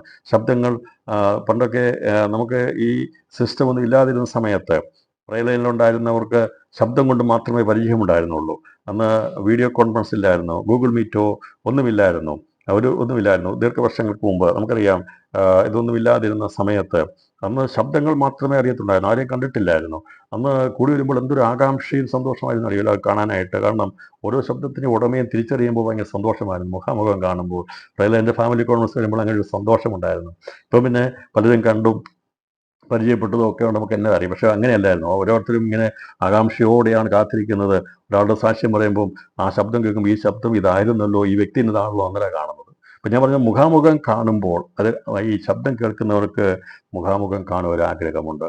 ഇതിനകത്ത് ഞാൻ വേറൊരു മർമ്മം കൂടി പറയാം. 4 ദിവസങ്ങൾ ദൈവജനം മുഖാമുഖമാണ് കേൾക്കുന്നത്.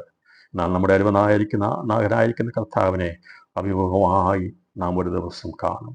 അവൻ തേജസ്സിൽ പ്രത്യക്ഷപ്പെടുമ്പോൾ, നമ്മെ ചേർക്കുവാൻ വേണ്ടി പ്രത്യക്ഷപ്പെടുമ്പോൾ, നമുക്ക് വേണ്ടി കഷ്ടമേറ്റ നമ്മുടെ കർത്താവിനെ നാം അന്ന് അഭിമുഖമായി കാണുവാൻ ഇടയാത്തരും എന്ന് ഉൽപ്പത്തി പുസ്തകം മുതൽ നമ്മൾ ഓരോ പുസ്തകങ്ങൾ വായിക്കുമ്പോഴും നമുക്ക് വേണ്ടി കഷ്ടമേറ്റ കർത്താവിനെ, നമ്മളെ സ്നേഹിക്കുന്ന ദൈവത്തെ നമുക്ക് മനസ്സിലാക്കുവാൻ നമുക്ക് സാധിക്കുന്നുണ്ട്.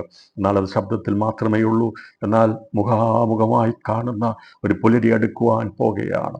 അനേക കോടി വിശുദ്ധന്മാർ ഒന്നിച്ച് നമുക്ക് വേണ്ടി ജീവൻ തന്ന് നമ്മളെ തേജസ്സിൻ്റെ മക്കളാക്കി തീർത്ത നമ്മുടെ കർത്താവിനെ അഭിമുഖമായി കാണുവാനുള്ള ആഗ്രഹത്തോടെയാണ് ഈ ദിവസങ്ങൾ നമ്മളായിരിക്കുന്നത്.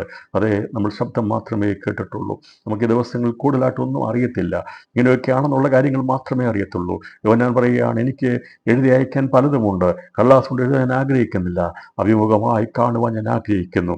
അപ്പോൾ അങ്ങനെ ആഗ്രഹമുണ്ടായിരുന്ന യോഹന്നാൻ്റെ ആഗ്രഹത്തെ സബലീകരിക്കാൻ വേണ്ടി അവന് ദൈവസഭയോടുള്ളവൻ്റെ സഹോദരന്മാരെ, ദൈവസഭയെ കാണാനുള്ള വലിയ ആഗ്രഹമുണ്ടായിരുന്നതുകൊണ്ട്, അവൻ സ്നേഹമുള്ളവനായതുകൊണ്ട്, അതേ അനുഭവമുണ്ടായിരുന്ന ആ സ്വഭാവമുണ്ടായിരുന്ന യോഹന്നാന് പത്മോസിൽ ദൈവം നേരിട്ട് പ്രത്യക്ഷപ്പെട്ടത്, അവൻ അഭിമുഖമായി പ്രത്യക്ഷപ്പെട്ടത് യേശു ക്രിസ്തുവിൻ്റെ സ്നേഹം അവിടെ പത്മോസിൽ വെളിപ്പെടുത്തുകയാണ് ചെയ്തത്.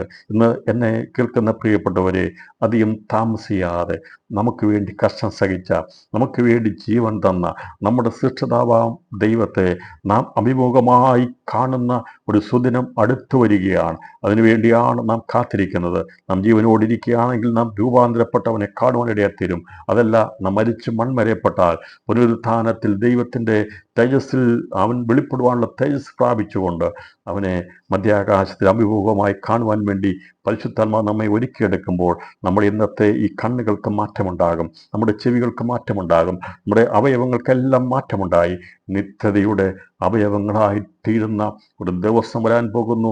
നശ്വരമായ ഈ അവസ്ഥയ്ക്ക് ജഡത്തിൻ്റെ മാറ്റം വരുത്തി അനശ്വരത കൈവരിച്ച് ദൈവത്തെ മുഖാമുഖം കാണുവാൻ ഉള്ള ഭാഗ്യം ഉള്ളവരാണ് മൺപൊടികളിൽ നിന്ന് ദൈവം വേർതിരിച്ചെടുത്തിരിക്കുന്ന ദൈവമക്കൾ. സ്വർഗാസ്വർഗത്തന്നെ കേൾക്കുന്ന ദൂതന്മാർ അവനെ നമസ്കരിക്കുന്നുണ്ട്, അവനെ ആരാധിക്കുന്നുണ്ട്. അവർക്കൊന്നും ദൈവത്തെ നേരിൽ കാണുവാൻ കഴിയത്തില്ല.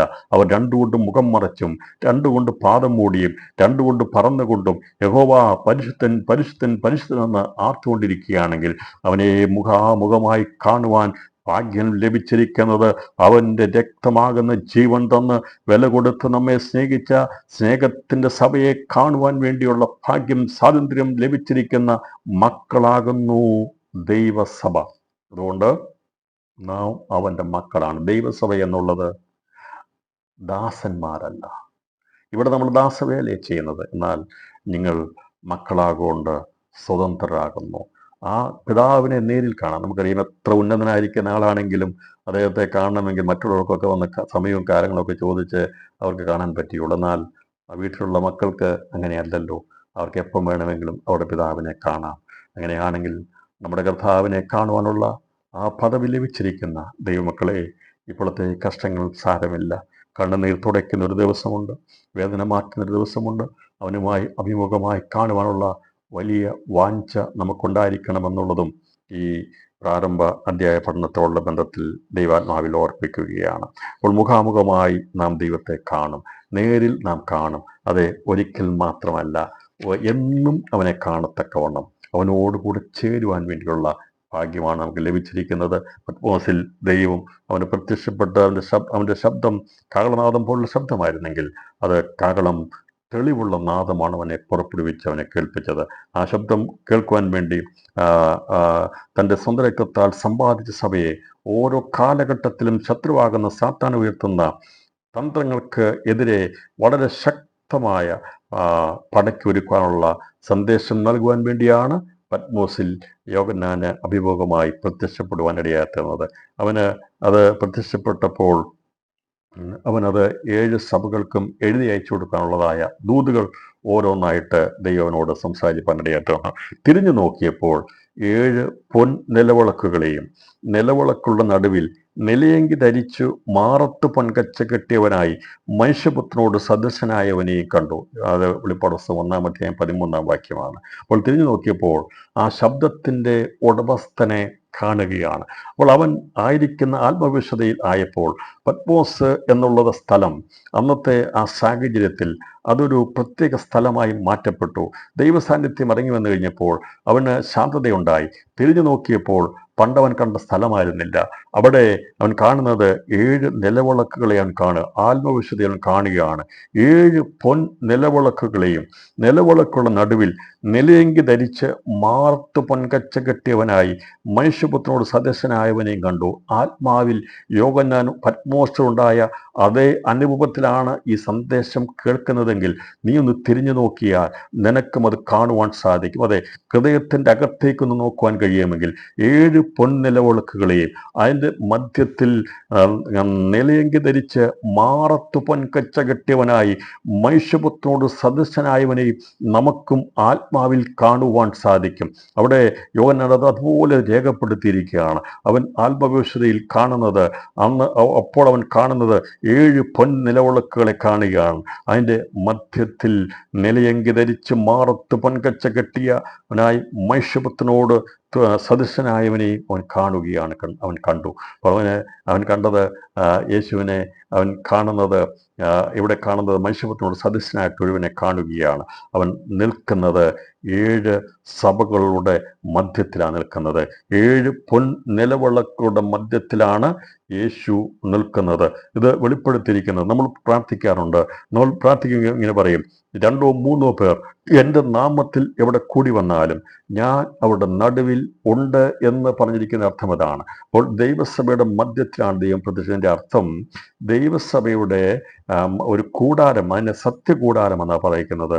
അപ്പോൾ ഈ സത്യകൂടാരത്തിൻ്റെ തൂണായി നിൽക്കുന്നത് ദൈവമാണ്. അപ്പോൾ 1 തിമോത്തിയോസ് 3-ാം അധ്യായം 15-ാം വാക്യത്തിൽ പറഞ്ഞിരിക്കുന്നത് സത്യത്തിൻ്റെ തൂണും അടിസ്ഥാനവുമായ ജീവനുള്ള ദൈവത്തിൻ്റെ സഭയാകുന്ന ദൈവാലയം. അപ്പോൾ ഇവിടെ കല്ലുകൊണ്ട് പണിയപ്പെടുന്ന ദൈവാലയം അല്ല പുതിയ നിയമത്തിൻ്റെ ആലയം. പുതിയ നിയമത്തിൻ്റെ ആലയം ജീവനുള്ള കല്ലുകളായിരിക്കുന്ന നാമെല്ലാം കൂടി ഒന്നു ചേരുമ്പോൾ അത് സത്യകൂടാരമാകുന്നു.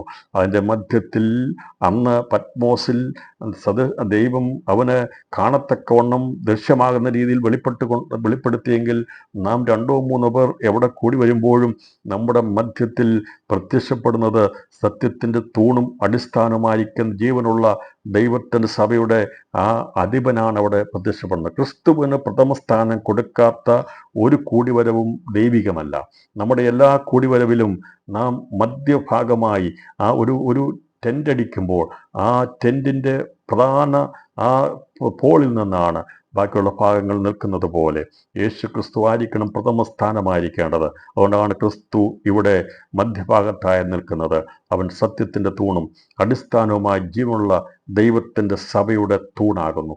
അവനിലാണ് തൂണുകളായിരിക്കുന്ന മറ്റുള്ളവരാൽ പണിയപ്പെടുന്നത്. ദൈവസഭയുടെ തൂണുകളാണ് അപ്പോസ്തലന്മാർ എന്നുള്ളത്. എന്നാൽ ക്രിസ്തു യേശുവാകുന്ന ആ യഥാർത്ഥമായിരിക്കുന്ന സത്യത്തിൻ്റെ തൂണായിരിക്കുന്ന ക്രിസ്തുവിലാണ്, അടിസ്ഥാനത്തിലാണ് ജീവനുള്ള ദൈവത്തിൻ്റെ സഭയെയാണ് അവിടെ വെളിപ്പെടുത്തുന്നത്. 1 തിമോഥെയോസിൻ്റെ ലേഖനം 3-ാം അധ്യായം 15-ാം വാക്യത്തിൽ അവിടെ പറയുന്നത് സത്യത്തിൻ്റെ തൂണും അടിസ്ഥാനവുമായ ജീവനുള്ള ദൈവത്തിൻ്റെ സഭയാകുന്ന ദൈവാലയം എന്നുള്ളത്. അപ്പോൾ പഴയ നിയമത്തിൻ്റെ ദൈവാലയം അത് അതിൽ നിന്ന് വ്യത്യസ്തമായി നമ്മൾ കൂടി വരുന്ന കൂട്ടായ്മകൾ ദൈവസഭ ദൈവാലയമാണ്. ദൈവത്തിൻ്റെ സാന്നിധ്യം അനുഭവിക്കുന്നത് 2-3 പേർ എൻ്റെ നാമത്തിൽ എവിടെ കൂടി വന്നാലും ഞങ്ങളുടെ മധ്യത്തിലുണ്ടാവും. ഇവിടെ യോഹന്നാൻ ഒറ്റയ്ക്കായിരുന്നെങ്കിലും അവിടെ 7 സഭകളെ, ആഗോള സഭയെ പ്രതിദാനം ചെയ്തുകൊണ്ട് ദൈവം 7 പൊൻനിലവിളക്കുകളെ കാണിച്ചിട്ട് എൻ്റെ മധ്യത്തിൽ നിൽക്കുന്ന മനുഷ്യപുത്രനെ അവിടെ വെളിപ്പെടുത്തുകയാണ് ചെയ്തിരിക്കുന്നത്. അപ്പോൾ ക്രിസ്തു യേശുവിനെ മനുഷ്യപുത്രനായിട്ട് വെളിപ്പെടുത്തിയിരിക്കുന്ന ഭാഗമാണ് നമുക്കിവിടെ കാണുവാൻ സാധിക്കുന്നത്. മനുഷ്യപുത്രനായി വെളിപ്പെടുത്തിയിരിക്കുന്ന പല ഭാഗങ്ങൾ ദൈവത്തിൽ നമുക്ക് കാണാൻ സാധിക്കുന്നുണ്ട്. സാക്ഷാൽ ദൈവമായിരുന്നവൻ മനുഷ്യപുത്രനായി ലോകത്തിലേക്ക് വന്നു. അവൻ മനുഷ്യപുത്രനായിട്ടാണ് ലോകത്തിൽ വന്നത്. ജഡസംബന്ധമായിട്ട് ലോകത്തിലേക്ക് വന്നപ്പോൾ മനുഷ്യപുത്രനായി. എന്നാൽ മരിച്ചടക്കപ്പെട്ട് യേശുക്രിസ്തു പോയപ്പോൾ ദൈവത്തിന്. അപ്പോൾ മനുഷ്യപുത്രനും ദൈവത്തിനും തമ്മിലുള്ള വ്യത്യാസമുണ്ട്. എന്താണ് മനുഷ്യപുത്രൻ, എന്താണ് ദൈവപുത്രൻ എന്നുള്ളത് പലപ്പോഴും നമുക്കത് വ്യക്തമായി കാണത്തില്ല, മനസ്സിലായി കാണത്തില്ല. എന്നാൽ മനുഷ്യപുത്രനോടുള്ള ബന്ധത്തിൽ കർത്താവ് വരുന്ന മനുഷ്യരോടുള്ള ബന്ധത്തിൽ എന്നുവരെ ജഡത്തിലുള്ള മനുഷ്യനുണ്ടാകുമോ അന്ന് വരെ മനുഷ്യപുത്രനോടുള്ള ബന്ധത്തിലാണ് ദൈവം പ്രത്യക്ഷപ്പെടുന്നത്. ഇനി കർത്താവ് വരുന്നത് മനുഷ്യപുത്രനോട് സദൃശനാണ്. മനുഷ്യപുത്രൻ ആകാശമേഘങ്ങളെ വാഹനമാക്കി വരുന്ന പറയുന്നത്. എന്നാൽ ദൈവപുത്രൻ എന്നതിൻ്റെ അർത്ഥം എന്താണെന്നുള്ളത് നമുക്ക് ഈ ദൈവപുത്രനും മനുഷ്യപുത്രനും തമ്മിലുള്ള വ്യത്യാസത്തെ മനസ്സിലാക്കാൻ വേണ്ടി യേശുക്രിസ്തു തന്നെയാണത്. അവൻ ദൈവപുത്രനുമാണ്, മനുഷ്യപുത്രനുമാണ്. റോമർക്കെഴുതിയ ലേഖനം 1-ാം അധ്യായം അതിൻ്റെ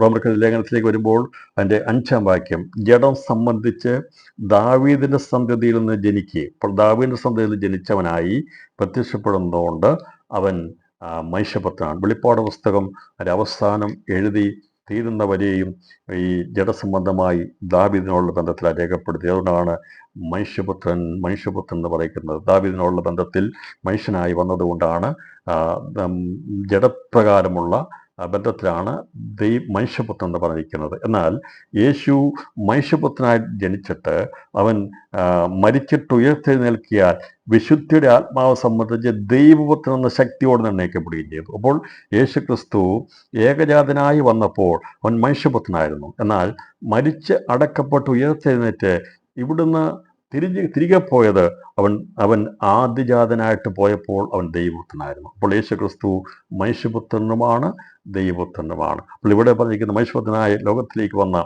അവൻ്റെ പ്രവൃത്തിയെ തികച്ച് ദൈവത്തിനായ സ്വർഗത്തിലേക്ക് തിരികെ കയറിപ്പോയി. അപ്പോൾ ആ മനുഷ്യനോടുള്ള ബന്ധത്തിൽ യേശുവിനെ തിരുവനന്തപുരത്ത് വെളിപ്പെടുത്തിയിരിക്കുന്ന മനുഷ്യപുത്രനാണ്. അപ്പോൾ ഇപ്പോഴത്തെ ആകാശവും ഭൂമിയും കത്തി അഴിയപ്പെടുന്നവരെയും മനുഷ്യപുത്രനോടുള്ള ബന്ധത്തിലാണ് നമുക്ക് ഭൂരിഭാഗവും കാണാൻ സാധിക്കും. എന്നാൽ യേശുക്രിസ്തു മരണത്തെ ജയിച്ച് ഉയർത്തെഴുന്നേറ്റനായതുകൊണ്ട് വിശുദ്ധിയുടെ ആത്മാവ് സംബന്ധിച്ച് അവൻ ദൈവപുത്രനാകുന്നു. അപ്പോൾ യേശുക്രിസ്തു മനുഷ്യപുത്രനാണ്, അതോടൊപ്പം തന്നെ അവൻ ദൈവപുത്രനാകുന്നു, അവൻ സാക്ഷാൽ ദൈവമാകുന്നു.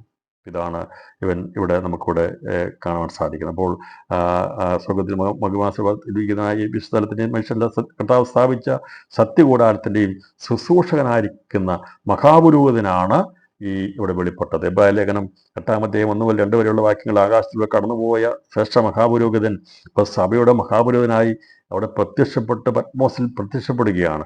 ആത്മവിശുദ്ധിയിൽ അത് യോഹന്നാൻ കാണുകയാണ്. എബ്രായ ലേഖനം 8-ാം അധ്യായം 1-2 വാക്യം പറയുന്നത്, നാം ഈ പറയുന്നതിൻ്റെ സാരമെന്തെന്നാൽ സ്വർഗത്തിൽ മഹിമാസനത്തിൻ്റെ വലത്തുഭാഗത്തിരുന്നവനായി വിശുദ്ധ സ്ഥലത്തിൻ്റെയും മനുഷ്യനല്ല, കർത്താവ് സ്ഥാപിച്ച സത്യകൂടാരത്തിൻ്റെ ശുശ്രൂഷനായ മഹാപുരോഹിതൻ നമുക്കുണ്ട്. അപ്പോൾ മഹാപുരോഹിതനായിരിക്കുന്ന ക്രിസ്തു മാറത്ത് അവൻ നിലയെങ്കി തിരിച്ച് മാറത്ത് പൊൻകച്ച കെട്ടിയവനായി 7 പൊൻനിലവിളക്കുകളുടെ നടുവിൽ നിൽക്കുന്നത് കാണിക്കുന്നത് യേശുക്രിസ്തുവാണ് മഹാപുരോഹിതനെ ശുശ്രൂഷനായി ഇവിടെ വെളിപ്പെടുത്തിയിരിക്കുകയാണ്. അതാണ് അവൻ കാണുവാനിടയായി തീർന്നത്.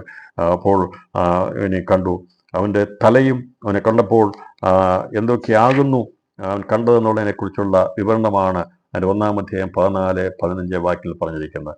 യേശുക്രിസ്തു ആരായിരുന്നു?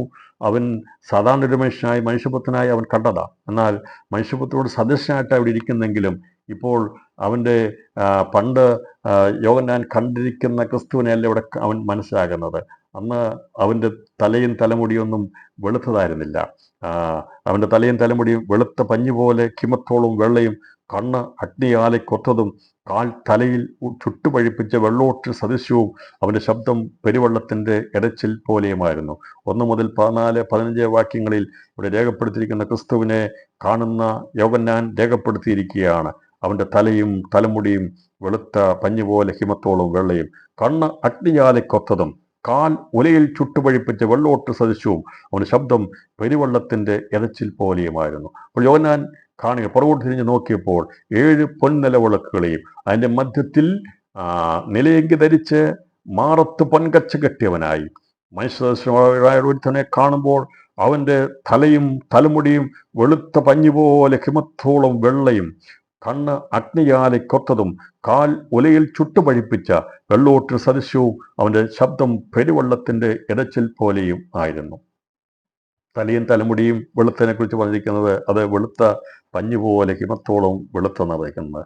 കണ്ണ് അഗ്നിജാലെ കൊത്തത്, കാൽ ഉലയിൽ ചുട്ടു പഴിപ്പിച്ച വെള്ളോട്ട് സദൃശ്യം, ശബ്ദം പെരുവെള്ളത്തിൻ്റെ ഇരച്ചിൽ പോലെ. മനുഷ്യപുത്രൻ്റെ തല, തലമുടി, കണ്ണ്, കാല്, ശബ്ദം എന്നിവയെ ഉപമിച്ചിരിക്കുന്നതാണ് നമ്മൾ ഓരോന്നായി കണ്ടത്. അതിൻ്റെ അർത്ഥം കൂടി എന്താണെന്ന് നമുക്ക് വേഗത്തിൽ മനസ്സിലാകാം. തലയും തലമുടിയും വെളുത്ത പഞ്ഞു പോലെ ഹിമത്തോളം വെളുത്തെന്ന് പറയുന്ന പുരാതനായിരിക്കുന്ന ദൈവത്തിൻ്റെ പുരാതനത്വത്തെയും നിർമ്മലതയും വെളിപ്പെടുത്തുന്ന വർണ്ണനയാണ് ഇവിടെ നമുക്ക് കാണാൻ സാധിക്കുക. ദാനിയേൽ പുസ്തകത്തിലും ദാനിയേൽ സിംഹാസനത്തെ കാണുമ്പോൾ ഇതേ രീതിയിലാണ് കാണുന്നത്. 7-ാം അധ്യായം 9-ാം വാക്യത്തിൽ, ഞാൻ നോക്കിക്കൊണ്ടിരിക്കെ അവർ ന്യായാസനങ്ങളെ വെച്ചു, വയോജനികയായ ഒരുത്തൻ ഇരുന്നു, അവൻ്റെ വസ്ത്രം ഹിമ പോലെ വെളുത്തതും അവൻ്റെ തലമുടി നിർമ്മലമായ ആട്ടുരോമം പോലെയും, അവൻ്റെ സിംഹാസനം അഗ്നി ജ്വാലയും അവൻ്റെ രഥചക്രങ്ങൾ കത്തുന്ന തീയുമായിരുന്നു. പിതാവാം ദൈവത്തെ വയോജനികനായി ദാനിയേൽ വെളിപ്പെടുത്തുന്നതിന് തുല്യമായ വെളിപ്പെടുത്തലാണ് മനുഷ്യപുത്രനോടുള്ള ബന്ധത്തിൽ തലയും തലമുടിയെക്കുറിച്ച് യോഹന്നാൻ ദർശിക്കുന്നത്. പുരാതനമേ സിംഹാസനായവൻ നിർമ്മലനായ ദൈവമാണ്. ദൈവത്തിൻ്റെ ആലോചന നിർമ്മലമാണ്. അപ്പോൾ തലയെ കാണിക്കുന്നത്, വെളുത്തതിനെ കാണിക്കുന്നത് നിർമ്മലമാണ്. ആ ചിന്തകൾ മുഴുവൻ നിർമ്മലമാണ്. അതിൽ നിന്നും ഉത്ഭവിക്കുന്ന അധികാരം വിശുദ്ധമാണെന്നും പ്രകടിപ്പിക്കുകയാണ്. തലയും തലമുടിയും വെളുത്ത പഞ്ഞുപോലെ ഹിമം പോലെ വെളുത്തതെന്ന് രേഖപ്പെടുത്തി. അപ്പോൾ ദൈവത്തിൻ്റെ ആലോചന നിർമ്മലമാണ്. അതിൽ നിന്ന് ഉത്ഭവിക്കുന്ന അധികാരം വിശുദ്ധ അധികാരമാണ്. അപ്പോൾ ദൈവം അതുകൊണ്ട് കർത്താവ് പറഞ്ഞ, ഞാൻ വിശുദ്ധനാകിയാൽ നിങ്ങളും വിശുദ്ധനായിരിക്കും. അപ്പം നമ്മൾ അശുദ്ധിയുള്ളവരായിരുന്നു, നാം കടുചുവപ്പായിട്ടുള്ളവരായിരുന്നു, പാപത്താൽ ആയിട്ടുള്ളവരായിരുന്നു. എന്നാൽ ദൈവത്തിൻ്റെ ആലോചനയായിരുന്നു, അനാദിയിലെ ആലോചനയായിരുന്നു നമ്മുടെ പാപത്തെ മാറ്റി നമ്മെ പഞ്ഞുപോലെ വെളുപ്പിക്കണമെന്നുള്ളത്. നിങ്ങളുടെ പാപങ്ങൾ കടുചുവപ്പായിരുന്നാലും ഹിമം പോലെ വെളുക്കും, രക്താംബരം പോലെ ആയിരുന്നാലും പഞ്ഞു പോലെ ആയിത്തീരും. യെശയ്യാവിന്റെ 11-ാം അധ്യായം 18-ാം വാക്യത്തിൽ പറയും, നിങ്ങളുടെ പാപങ്ങൾ കടുചുവപ്പായിരുന്നാലും ഹിമം പോലെ വെളുക്കും. അപ്പം പുത്രൻ വെളിപ്പെട്ടപ്പോൾ അവൻ്റെ തലയും തലമുടിയും വെളുത്ത പഞ്ഞു പോലെ കാണിക്കുന്നത് മനുഷ്യവംശത്തിൻ്റെ പാപം രക്താംബരം പോലെ, അത് കടുചുവപ്പായിരുന്നു. എന്നാൽ അത് ഹിമം പോലെ വെളുപ്പിക്കും, അത് പഞ്ഞു പോലെ ആയിത്തീരും. വെളുത്ത പഞ്ഞു പോലെ കാണിക്കുന്നത് അവൻ്റെ നിർമ്മലമായിരിക്കുന്ന അവൻ്റെ ആലോചന, മനുഷ്യനോടുള്ള ബന്ധത്തിൽ നമ്മളോടുള്ള ബന്ധത്തിൽ ആലോചന, ദൈവത്തിൻ്റെ ആലോചന വിശുദ്ധമാണ്. അത് നമ്മുടെ പാപത്തെ പരിഹരിച്ച് നമ്മളെ വെണ്മയുള്ളതാക്കി പഞ്ഞു പോലെ ആക്കി. അതുകൊണ്ട് പറയുന്നത് നിങ്ങളുടെ പാപങ്ങൾ അപ്പം ദൈവത്തിൻ്റെ ആലോചനയാലാണ് ആദമിക വംശം മുഴുവൻ പാപത്തിലായി തീർന്ന്, കടുംചുവപ്പായി തീർന്ന പാപത്തെ ഹിമം പോലെ വെളുപ്പിക്കുന്ന പുരാതനമായിരിക്കുന്ന ലോകസ്ഥാപനത്തിന് മുമ്പ് ആലോചനയാണ് ഇവിടെ വെളിപ്പെട്ട് കാണുവാനെടുത്തത്. അപ്പോൾ അവൻ്റെ ആലോചന നിർമ്മലമായിരുന്നു. അത് മനുഷ്യനെ വെളുപ്പിക്കുവാൻ വേണ്ടിയുള്ളതായിരുന്നു. നമ്മുടെ പാപത്തിൻ്റെ കറമാറ്റി നമ്മെ വെണ്മയുള്ളവരാക്കി, നമ്മെ പഞ്ഞു പോലെയാക്കി തീർന്നു. പഞ്ഞെന്ന് പറഞ്ഞാൽ ഭാരമില്ലാത്ത അവസ്ഥയാണ് കാണിക്കുന്നത്. പാപമുള്ളവനൊന്നും പൊങ്ങാൻ കഴിയത്തില്ല. എന്നാൽ കർത്താവിൻ്റെ കൃപയാൽ ഇന്ന് രാത്രി നമുക്ക് പറയാൻ സാധിക്കുന്നത്, അതേ നമ്മുടെ കർത്താവായ യേശു ക്രിസ്തു മുഖാന്തരമായി പിതാവിൻ്റെ ആലോചനയാൽ നമ്മുടെ പാപങ്ങളെ വെളുപ്പിച്ച് ഹിമം പോലെ വെളുത്തതാക്കി തീർത്തു. പഞ്ഞു പോലെ ആക്കി തീർത്തപ്പോൾ നാം പാപഭാരം മാറിയവരായി ഏത് നിമിഷവും സ്വർഗത്തിലേക്ക് ഉയർന്നു പോകുവാനുള്ള ആ വിശുദ്ധിയെ തികച്ചെടുക്കുവാൻ വേണ്ടി നമ്മുടെ പാപഭാരത്തെ മാറ്റി നമ്മുടെ ഭാവമെല്ലാം മാറ്റി നമ്മെ വിശുദ്ധീകരിച്ച വിശുദ്ധനായിരിക്കുന്ന ദൈവത്തിൻ്റെ പ്രവൃത്തിയാണ് അവിടെ തലയും തലമുടിയോടുള്ള ബന്ധത്തിൽ യോഹന്നാൻ കാണുവാനിടയാക്കുന്നത്. മാനവഭാവത്തെ ചുവപ്പിനോടും രക്താമ്പത്തോട് തുല്യമായി പറഞ്ഞിട്ട് അവ ഹിമ പോലെയും പഞ്ഞു പോലെയും വെണ്മയായിത്തീരുന്നുള്ള പഴയ നിയമപ്രവചനമാണ് പുതിയ നിയമത്തിൽ യേശുവിൻ്റെ രക്തത്താൽ പൂർത്തീകരിക്കപ്പെട്ടത്. അതിൻ്റെ വചന തെളിവുകളാണ് നാം ഇവിടെ ചിന്തിപ്പാൻ ഇടയാക്കുന്നത്. സകല പാപവും പോക്കി നമ്മെ ശുദ്ധീകരിച്ചു. ഇന്ന് രാത്രിയിൽ നമുക്ക് പറയാൻ സാധിക്കണം, ഞാൻ എൻ്റെ പാപം കടിച്ചുവെപ്പായിരുന്നു, പാപികളിൽ ഒന്നാമനായിരുന്നു, പാപഭാരത്താൽ കുഴഞ്ഞവനായിരുന്നു, എനിക്ക് ഉയരുവാൻ കഴിയത്തില്ലായിരുന്നു. എന്നാൽ കർത്താവിൻ്റെ ആലോചന എന്നെ വെളിപ്പെട്ടപ്പോൾ, അനാദിയിലെ ആലോചന വെളിപ്പെട്ടപ്പോൾ, ലോകസ്ഥാപനത്തിന് മുമ്പുള്ളവൻ്റെ ആലോചന വിശുദ്ധമായതുകൊണ്ട് നമ്മെ വിശുദ്ധീകരിപ്പാൻ വേണ്ടി തൻ്റെ പുത്രനെ തൻ്റെ രക്തം കൊണ്ട് നമ്മെ കഴുകി ശുദ്ധമാക്കി നമ്മെ അവൻ്റെ മക്കളാക്കി തീർത്ത ദൈവസ്നേഹത്തിനായി രാത്രി സ്തോത്രം ചെയ്യാം. പാവപരിഹാരത്തിന് മറ്റൊരു മാർഗമില്ലാത്തതുകൊണ്ടാണ് പണ്ടുള്ളതെല്ലാം അപൂർണമായിരുന്നെങ്കിൽ കുഞ്ഞാടിൻ്റെ രക്തം സകല പാവം പോക്കി നമ്മെ ശുദ്ധീകരിച്ചു. ഞാൻ വിശുദ്ധനായിരിക്കാൻ നിങ്ങളും വിശുദ്ധിയായിരിക്കുവാൻ കർത്താവ് പറഞ്ഞിരിക്കുന്നു. അപ്പോൾ അവനോട് സദൃശന്മാരായിത്തീരുമ്പോൾ ഞാൻ വിശ്വസിക്കുന്നു നമ്മുടെ തലയും തലമുടിയും വെളുത്ത പഞ്ഞി പോലെയായിത്തീരും. അപ്പോൾ അവനോട് സദൃശന്മാരായിത്തീരും. നാം ആരോട് സദൃശമായിത്തീരും എന്ന് പറയുമ്പോൾ അവനോട് സദൃശമായിത്തീരുമ്പോൾ നമ്മുടെ തലയും തലമുടി അതുപോലെയാകും. നിർമ്മലീകരിക്കപ്പെട്ട് കഴിയുമ്പോൾ നമ്മുടെ ആലോചന നിർമ്മലമായിത്തീരും. ഇന്ന് പലർക്കും വെളുത്ത മുടിയോട് ഭയങ്കര ബുദ്ധിമുട്ടാണ്. എന്നാൽ അത് നരച്ച തല ശോഭയുള്ള കീഴടമെന്നാണ് പറഞ്ഞിരിക്കുന്നത്. പ്രിയപ്പെട്ടവരെ, ഞാൻ പറഞ്ഞിരിക്കുന്നത് ക്രിസ്തു യേശു അവൻ്റെ ആലോചന ഞാൻ പറഞ്ഞ മുടി കറുപ്പിക്കുക വെളുപ്പിക്കുക അത് പ്രായത്തിനനുസരിച്ച് ചെയ്തോണം. അത് കുറിച്ച് ഞാൻ പറഞ്ഞില്ല. കാലം നരയുണ്ടെങ്കിൽ അത് മുടി കളപ്പിക്കുന്നത് ഞാനെതിരൊന്നുമല്ല. പക്ഷേ ഞാൻ പറഞ്ഞ പ്രായത്തിനനുസരിച്ചുള്ള പക്വതയും പരിജ്ഞാനവും ഒക്കെ ദൈവമൊക്കെ കൊണ്ടായിരിക്കണം. പ്രകൃതി തരുന്നതനുസരിച്ച് നമ്മൾ ജീവിക്കുക. അതിന് വിരുദ്ധമായിട്ടൊന്നും പോകേണ്ട. ഞാൻ പറഞ്ഞ പ്രായക്കുറവിൽ അകാലനര നരയ്ക്കുന്ന അത് ഇവിടെ പറഞ്ഞിരിക്കുന്നത് വെണ്മയോട് തുല്യനായ കർത്താവിനെ കാണിക്കുമ്പോൾ വിശുദ്ധീകരിക്കപ്പെട്ടവൻ ഇന്ന് നമ്മുടെ അവസ്ഥയിൽ ഒരു പക്ഷേ മുടിയില്ലാത്തവരായിരിക്കാം, അല്ലെങ്കിൽ ഏതവസ്ഥയിലും ഉണ്ടാകട്ടെ. എന്നാൽ കർത്താവിനോട് സദൃശന്മാരായിത്തീരുമ്പോൾ നമ്മുടെ തലയും തലമുടിയും വെളുത്ത പഞ്ഞു പോലെ ആയിത്തീരുമെന്ന് ഞാൻ ഇന്ന് ആത്മാവിൽ ദൂതറിയിക്കുക. രണ്ടാമത് പറയുന്ന കണ്ണ് പറഞ്ഞിരിക്കുന്നത്, കണ്ണിനെക്കുറിച്ച് പറഞ്ഞിരിക്കുന്നത് അത് അഗ്നിയാലയ്ക്കൊത്തതും ആണ് പറഞ്ഞിരിക്കുന്നത്. മനുഷ്യപുത്രന് അഗ്നിയാലയ്ക്കൊത്ത്. ഞാനിന്ന് രാത്രിയിൽ സന്ദേശം അവസാനിപ്പിക്കാം. ഇത് എടുത്തു കഴിഞ്ഞാൽ മുഴുവൻ എടുക്കാൻ സമയമില്ലാത്തതുകൊണ്ടും മുഴുവനും പൂർത്തീകരിക്കപ്പെടാൻ കഴിയാത്തതുകൊണ്ടും ഞാനിവിടെ ഈ രാത്രിയിൽ സമയം തീർന്നുകൊണ്ട് അവസാനിപ്പിക്കാൻ കർത്താൻ താല്പര്യപ്പെടുകയാണ്. അപ്പോൾ യേശുവിനെ കാണുന്ന യോഹന്നാൻ കണ്ടത് പത്മോസിൽ അവൻ കാണുവാനിടയാത്തുന്നത് തലയും തലമുടിയും വെളുത്ത പഞ്ഞി ഹിമത്തോട് വെണ്മയുള്ളതും അതുപോലെ പഞ്ഞിക്ക് സദൃശമായിരിക്കുന്ന ഒരു ക്രിസ്തുവിനെ അവിടെ കാണും. അവൻ്റെ തലയും വെളുത്ത പഞ്ഞി പോലെ ഹിമത്തോളം വെളുത്തതായിരുന്നു. രാത്രി ഈ സന്ദേശം മാത്രം ഞാൻ പറഞ്ഞുകൊണ്ട് ബാക്കിയുള്ള ഭാഗങ്ങൾ ദൈവം വെച്ചാൽ വരുന്നയാഴ്ച നമുക്ക് കേൾക്കാം. രാത്രിയിൽ സമയം പോയതുകൊണ്ട് ഞാൻ തന്നൊക്കെ താല്പര്യപ്പെടുകയാണ്.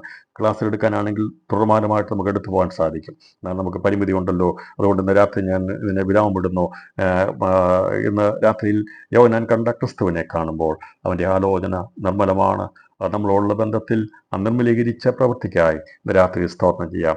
ദൈവമായ കർത്താവ് നമ്മുടെ പാപത്തെ പോക്കി നമ്മുടെ ഭാരത്തെ മാറ്റി നമ്മളെ കിമത്തോളം വെണ്മയാക്കി പഞ്ഞുപോലെ ആക്കി തീർത്ത ദൈവസ്നേഹത്തിന് ഇന്ന് രാത്രിയിൽ നമ്മൾ സ്തോത്രം ചെയ്യാം. നമ്മുടെ ഭാവം കടിചുവപ്പായിരുന്നു, എന്നാൽ അത് ഹിമം പോലെ വെളുക്കോടെ എത്തുന്നു. രക്താമരം പോലെ ആയിരുന്നു, എന്നാൽ അത് പഞ്ഞു പോലെ ആയി തിരുവാടെ എത്തുന്നു.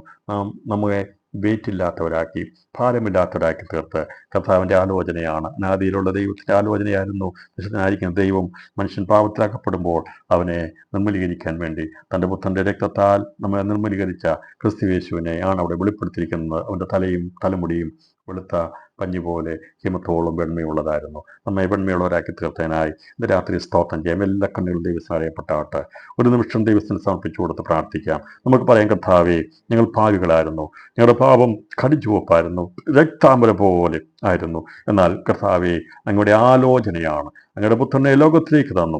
പരിശുദ്ധാത്മാവാം ദൈവത്താൽ സുവിശേഷം ഞങ്ങളിലേക്ക് വന്ന് ഞങ്ങളെ ശുദ്ധീകരിച്ച് വെണ്മയുള്ളവരാക്കി ഞങ്ങളുടെ ഭാവഭാരം മാറ്റി ഞങ്ങളെ കർത്താവിയ ദിവസങ്ങളിൽ അങ്ങയുടെ ആലോചനയ്ക്കായി ഞങ്ങളെ വിശുദ്ധീകരിച്ച ദൈവത്തിന് നന്ദി പറയാം.